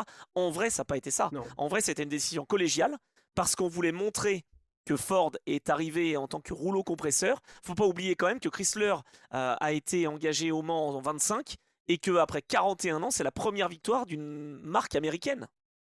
Donc, il fallait montrer, face à Ferrari, encore une fois, on l'a dit, Henry Ford 2 voulait humilier Enzo Ferrari, c'est ce qu'il a fait, et donc on voulait une arrivée groupée. C'est pas non plus comment dire, une victoire volée pour Bruce McLaren et Chris Amon. Hein. C'était des pilotes de référence. Voilà, Ken Miles n'a pas été sacrifié, je veux dire. Peut-être que beaucoup pensent qu'il a été volé, mais je pense pas que c'était une volonté de la part de Ford. Et d'ailleurs, en 97, Carroll Shelby a été interviewé et il a regretté. Il se sentait coupable de ne pas avoir pu offrir à Ken Miles et Denny Hulme cette victoire parce qu'il y a eu justement cette règle de la CO n'était pas forcément dont il n'était pas très conscient, quoi. Le vrai drame pour Ken Miles, c'est qu'en fait, il a compté un moment 4 tours d'avance quand même sur McLaren. Hein. Donc, c'est ça. En fait, il y a eu, oui, ça semblait naturel pour lui, ça semblait lui être promis. Il y a eu un... En fait, ce qui aurait dû être fait, mais c'est peut-être pas forcément entendable pour les pilotes, c'est que McLaren aurait dû attendre Ken Miles, et non pas Ken Miles attendre McLaren.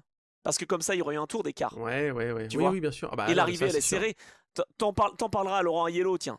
Chez Audi, t'inquiète, ils se sont pas fait avoir. Hein. Il y a une année, il y a un tour d'écart, bah oui, parce qu'en fait, on leur a demandé d'avoir ce tour d'écart pour éviter, on ne sait jamais avec les pilotes, si les consignes sont pas trop respectées et que hop, là, tu accélères vite fait et tu gagnes.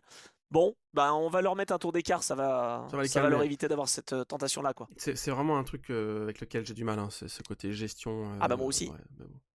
Bon, après c'est comme ça. Mais ouais, Ken Miles, donc je te disais, il y a eu 4 tours et il y a même un truc aussi où apparemment, enfin c'est pas apparemment, c'est les infos qui ont été connues depuis, c'est que il y avait des disques de frein particuliers sur cette voiture de Ken Miles. Alors je n'allais pas me demander quoi, mais enfin en tout cas il y avait des pièces vraiment spécifiques préparées pour chaque voiture.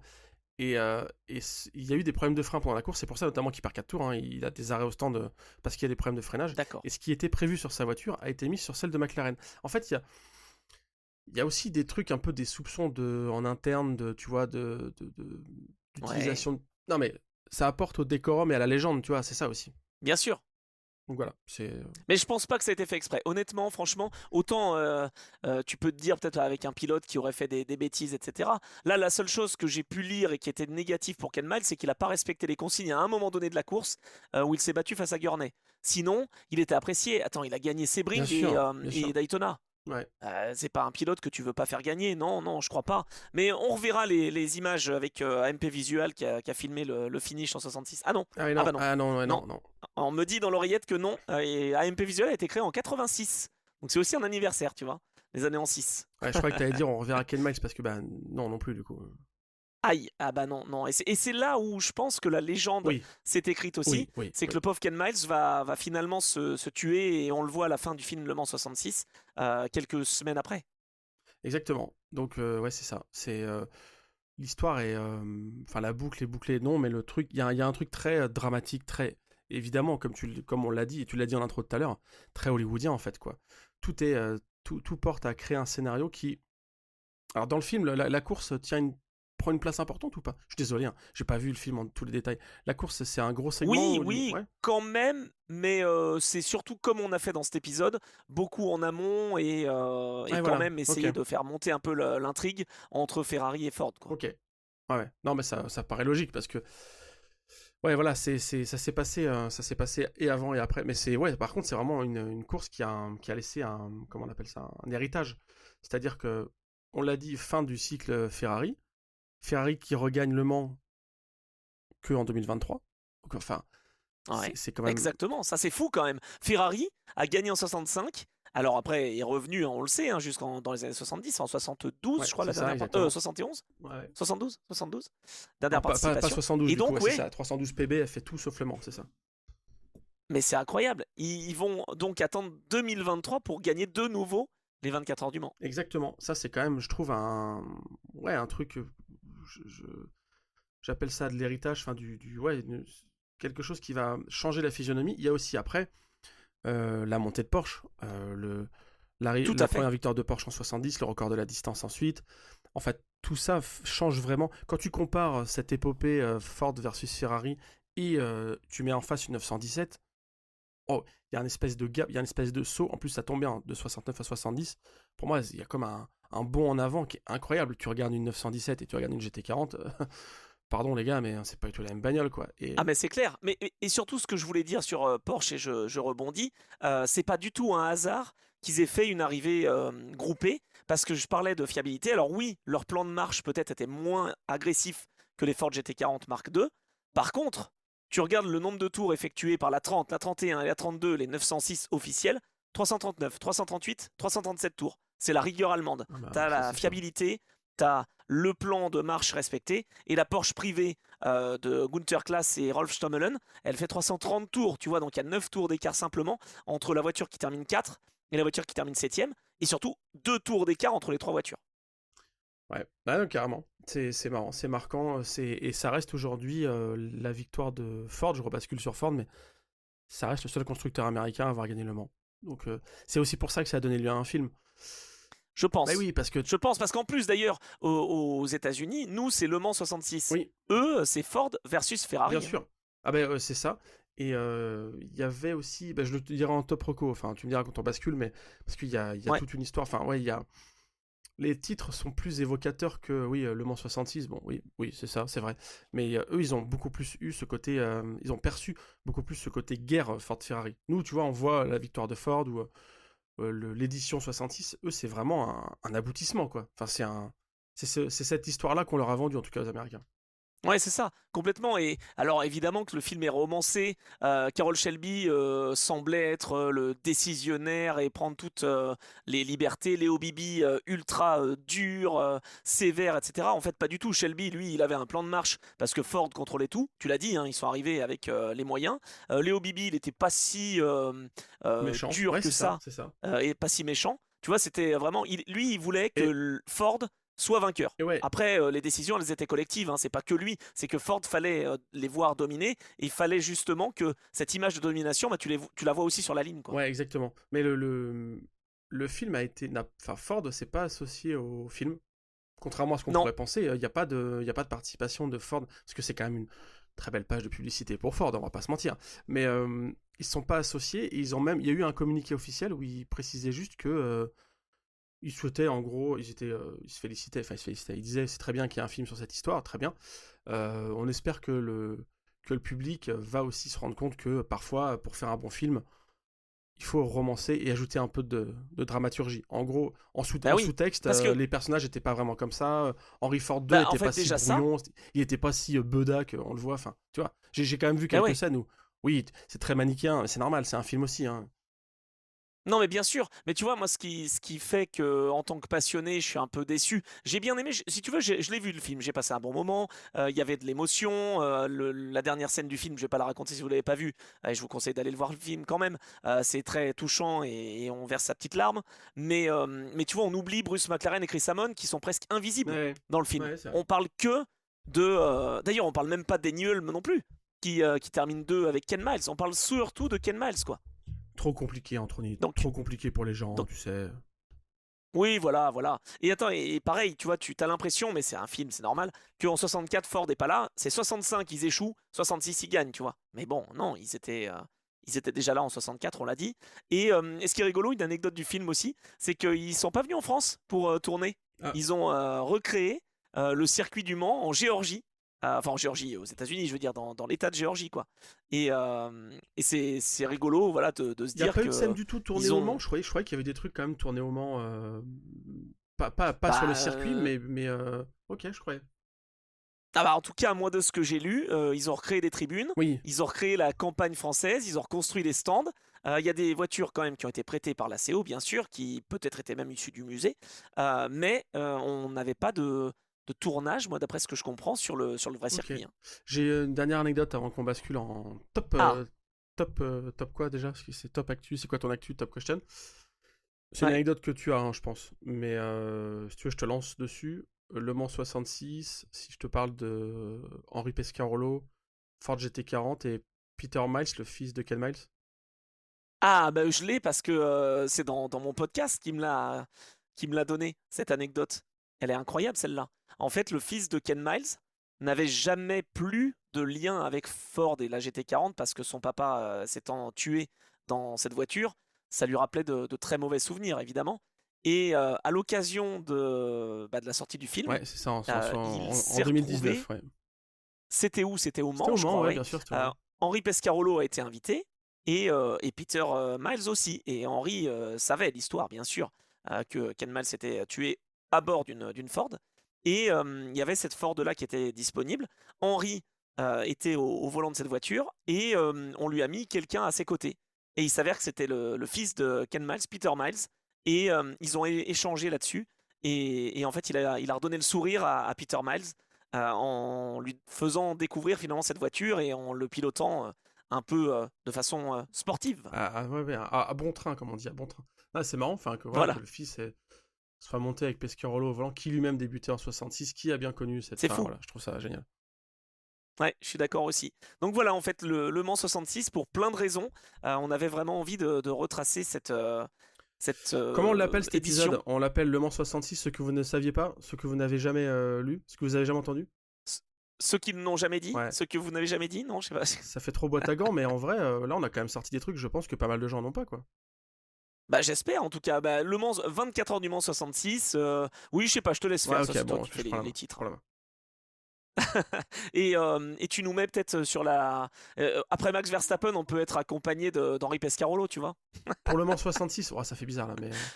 Non, non, je rigole. Non, non, je sais pas, non. De Léo Bibi et de Carroll Shelby, tu vois. Ok, bon, je vais voir. Voilà, on va réfléchir. On revient vers vous, mesdames et messieurs. Non, mais j'espère que ça vous a plu. Voilà, j'espère que ça vous a plu parce que, bah, on le sait, hein, dans l'Endurance Club, on veut vous donner justement des infos sur les courses modernes, mais on veut aussi cette dimension historique qui, je pense, est importante aussi parce que bah, il faut se souvenir d'où on vient pour aborder l'avenir aussi. Exactement. Donc voilà. Moi, ça m'a bien plu de faire cette rétrospective et merci des petites anecdotes que je ne connaissais pas. Donc voilà, c'est toujours intéressant. Top quoi? C'est quoi ton actu? Top actu, non, c'est quoi ton actu? C'est vrai qu'on n'a pas nommé cette rubrique avec top, puisque c'était Ouais. la première qui a été créée, évidemment. Bon, toi, tu reviens de Spa-Francorchamps, ça s'est bien passé, Spa Classique? Ouais, énorme, Spa Classique, c'était la deuxième année pour moi au poste speaker, donc commentaire circuit, avec Julien Ergo, bien sûr, Classic Media. Écoute, on a vécu un beau week-end de course. C'était sympa parce qu'il y avait notamment un nouveau plateau qui est l'Héritage Touring Cup 2, donc c'est des voitures de tourisme des années 80-90, donc exactement une période qui correspond aux 24 heures de Francorchamps. Il y avait aussi un plateau GT3 Revival où là, tu as des générations 1 et 2, donc voitures de 2006 à 2013. Pareil, ça colle carrément l'histoire des 24 heures, donc c'était top. Grosse frayeur le samedi soir parce que Pierre Thiriet est sorti sur une Audi R8 dans Blanchimont. Ouf. Et ouais, très grosse sortie. Il y a peu d'images. Enfin, sur le live, si tu veux, on voit la voiture partir, mais voilà, on n'a pas de détails. Nous, évidemment, tu le sais très bien, à Spa, on a Ah oui. toutes les caméras, les caméras de sécu, on voit l'intervention, etc. Je t'avoue que j'ai eu très peur. J'ai eu peur du pire. Donc voilà, j'ai essayé de gérer pour donner les infos aux gens dans les tribunes et tout en en gardant le flegme, enfin pas le flegme, mais tu vois bien la bonne tonalité, et tu sais très bien de quoi je veux parler, Bien des sûr. drames qu'on a pu vivre ensemble. Donc voilà, j'ai eu très peur. Pierre Thierry va bien, il a été gardé en observation, il est sur ses pieds, il a même plaisanté sur le fait qu'il avait plein de bracelets autour du bras, parce que entre les bracelets pour accéder au circuit et les bracelets pour l'hôpital, bref, ça va mieux, et j'espère qu'on le reverra bientôt. Donc voilà, l'actu c'était ça. Et la suite, bah, c'est les Le Mans Classic Series, toujours à Dijon, pas ce week-end, mais le week-end suivant, Grand Prix de l'Âge d'Or, où on aura un plateau pareil assez sympa, même des démos de Formule 1. Donc si vous êtes du côté de Dijon, c'est début juin. C'est le week-end en fait des préliminaires. Ouais, Plus personne dit c'est ça, préliminaires. j'en ai Ouais, j'en test. déteste. Les préliminaires, c'est vraiment, faut que je l'enlève de. En plus, bon, il y a une petite connotation, bref. C'est les préliminaires, moi j'adore ça. Et du coup, voilà. Pendant que vous serez à la journée test des 24 âges du Mans, je serai à Dijon, pareil, speaker vendredi, samedi, dimanche, avec l'ami Vincent Franzen le vendredi. Et puis après, je suis tout seul dans le grand bain. Je suis plongé dans la piscine tout seul le samedi et le dimanche. Mais avec du monde Ah en ouais, cabine, carrément. peut-être quand même. Bien évidemment, bien évidemment. Ouais, non, mais on sent que les 24 heures du Mans se lancent doucement mais sûrement avec Ouais, des petites épreuves historiques. On lance aussi bah, le décompte pour le Mans classique. Enfin voilà, exactement. on est dans cette ligne droite. Et le truc que j'ai pas arrêté Incroyable. de marteler aussi, et je vous le fais là, quand j'étais à Spa ce week-end, n'hésitez pas à vous abonner à la chaîne de Peter Otto. Donc là, c'est pas ma chaîne, vous l'avez bien compris. Je suis content qu'on ait passé les 1000 abonnés sur Endurance Mag, mais Ah bah oui, abonnez-vous aussi à la chaîne de Peter n'hésitez pas à Otto vous abonner. parce que le Mans Classique sera rediffusé en intégralité, enfin pas en intégralité, pardon, mais sera rediffusé le samedi et le dimanche en français. On sera aux commentaires avec Julien. Donc voilà, Ah si vous voulez bien. suivre le Mans Classique parce que vous venez pas, le Mans Classique Legends, ça sera début juillet, j'ai plus les dates, 5, 6, 7 je crois, un truc comme ça. C'est, je dirais 4-5. Ouais, Ouais, bref. 4-5, Premier 3, 4, week-end de 5, ouais. juillet. Et oui, voilà. Bon, il y a des choses évidemment à suivre. Bah, moi, ce week-end, j'étais au Castellet, dis donc, et c'était vraiment trop bien. J'ai eu des petites top salutations. On m'a aussi parlé de l'Endurance Club, on m'a parlé de plein de belles choses. C'était le retour de la NASCAR en France, et bah, j'ai pris des couleurs, donc non, c'était top. J'ai même fait, oh là là, mais franchement, tu parlais de starter. J'ai lancé sur une des 4 courses, hein, évidemment, avec les mots magiques, tu vois, le driver start your engine, c'était incroyable. Franchement, j'avais un peu de stress, mine de rien. Et voilà, j'ai eu cet honneur-là. Donc, non, c'était un beau week-end. J'ai pris des couleurs. J'ai perdu un peu ma voix, mais Oui. bon, ça, c'est normal, évidemment. Moi j'étais Et donc, ce moi week-end, j'étais en cabine climatisée, on était bien parce qu'il faisait une chaleur, c'était incroyable. ah Je sais pas au ouais, Castellet comment c'était, mais à Spa c'était fou, hein. ah, il faisait chaud quand j'allais sur la grille et dans les stands, Ouais, évidemment. Mais sinon, non, c'était pas mal. J'avais pas tout à fait la clim, mais j'avais un petit ventilateur, donc ça va, c'était ça va. sympa. Et ce week. Et ce week-end, donc, je serai au Val de Vienne pour sport et collection. Donc, les 500 Eh Ferrari oui, contre le oui, cancer. oui, oui.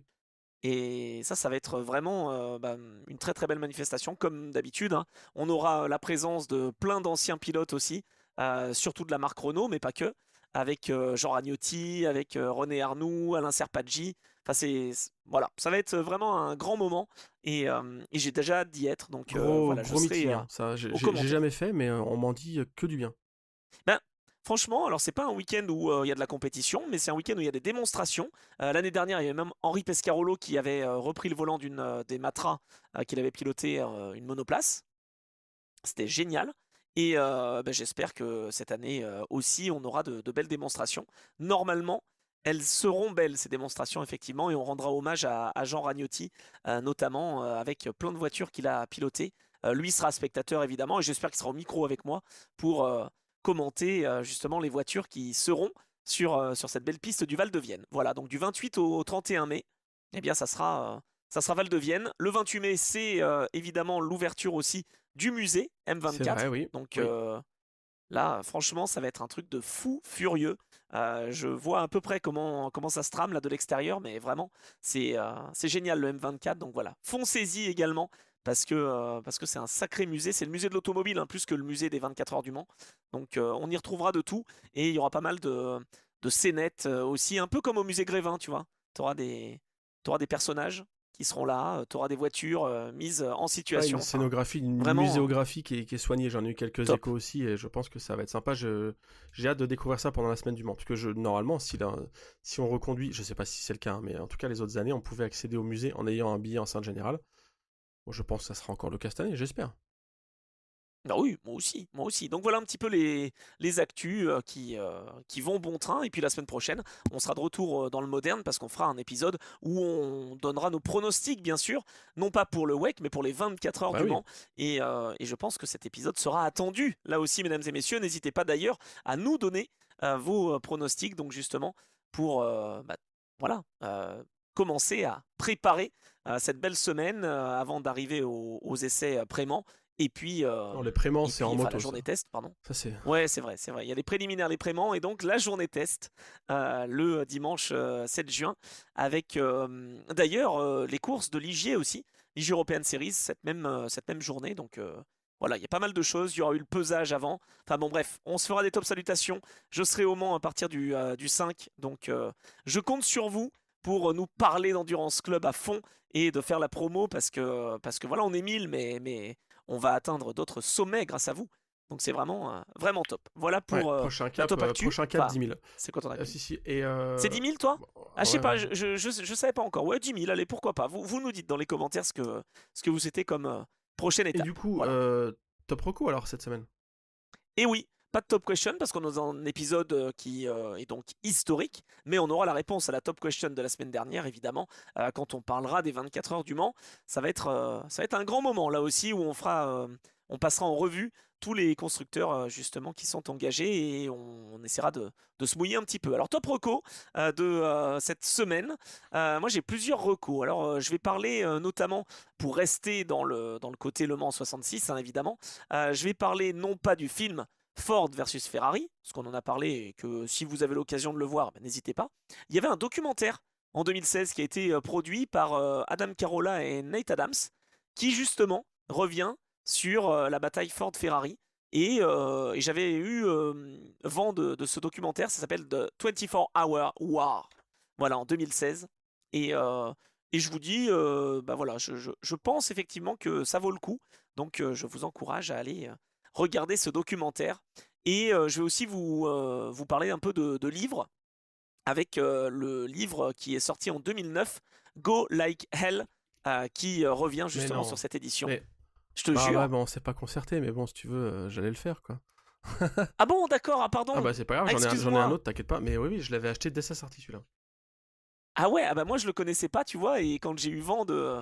Bah en préparant cet épisode, et ben j'ai eu vent de ce livre, et je me suis dit, ah ouais, trop bien. Et puis je voulais... ah bah j'en ai des recos, là je vais peut-être pas toutes les donner, mais concernant les livres, je me suis renseigné, et pour aller au Super U, et ben je vous recommande, mais ça c'est pour la blague évidemment, les plus beaux itinéraires en France en camping-car. Oh, et en... ah oui, intéressant ça. 70 circuits partout en France, voilà, qui est sorti en 2023. Et sinon, on a des Mooiste Camp Trips van Nederland in België. Ça, c'est sorti en novembre 2025 et c'est pour toi, Geoffroy, parce que je sais que ça te plaît. Les caravanes et les camping-cars néerlandais qui vont se diriger vers la Sarthe sont importants. Je ne sais pas d'ailleurs si dans ce livre, on a un trajet Amsterdam-Le Mans, mais j'espère. Il faut passer par le Super U d'Arnage, évidemment. C'est un sans faute. Voilà. Donc voilà pour mes recos au niveau des livres. Bah écoute, tu m'en as grillé une. Go Like Hell, effectivement, bon bouquin Mince. que j'ai entre les mains, tu vois. Sinon, je te le montre parce que ouais, Ah oui. très sympa parce que en fait, c'est un peu le pendant du film. C'est-à-dire que il raconte le truc de manière chronologique.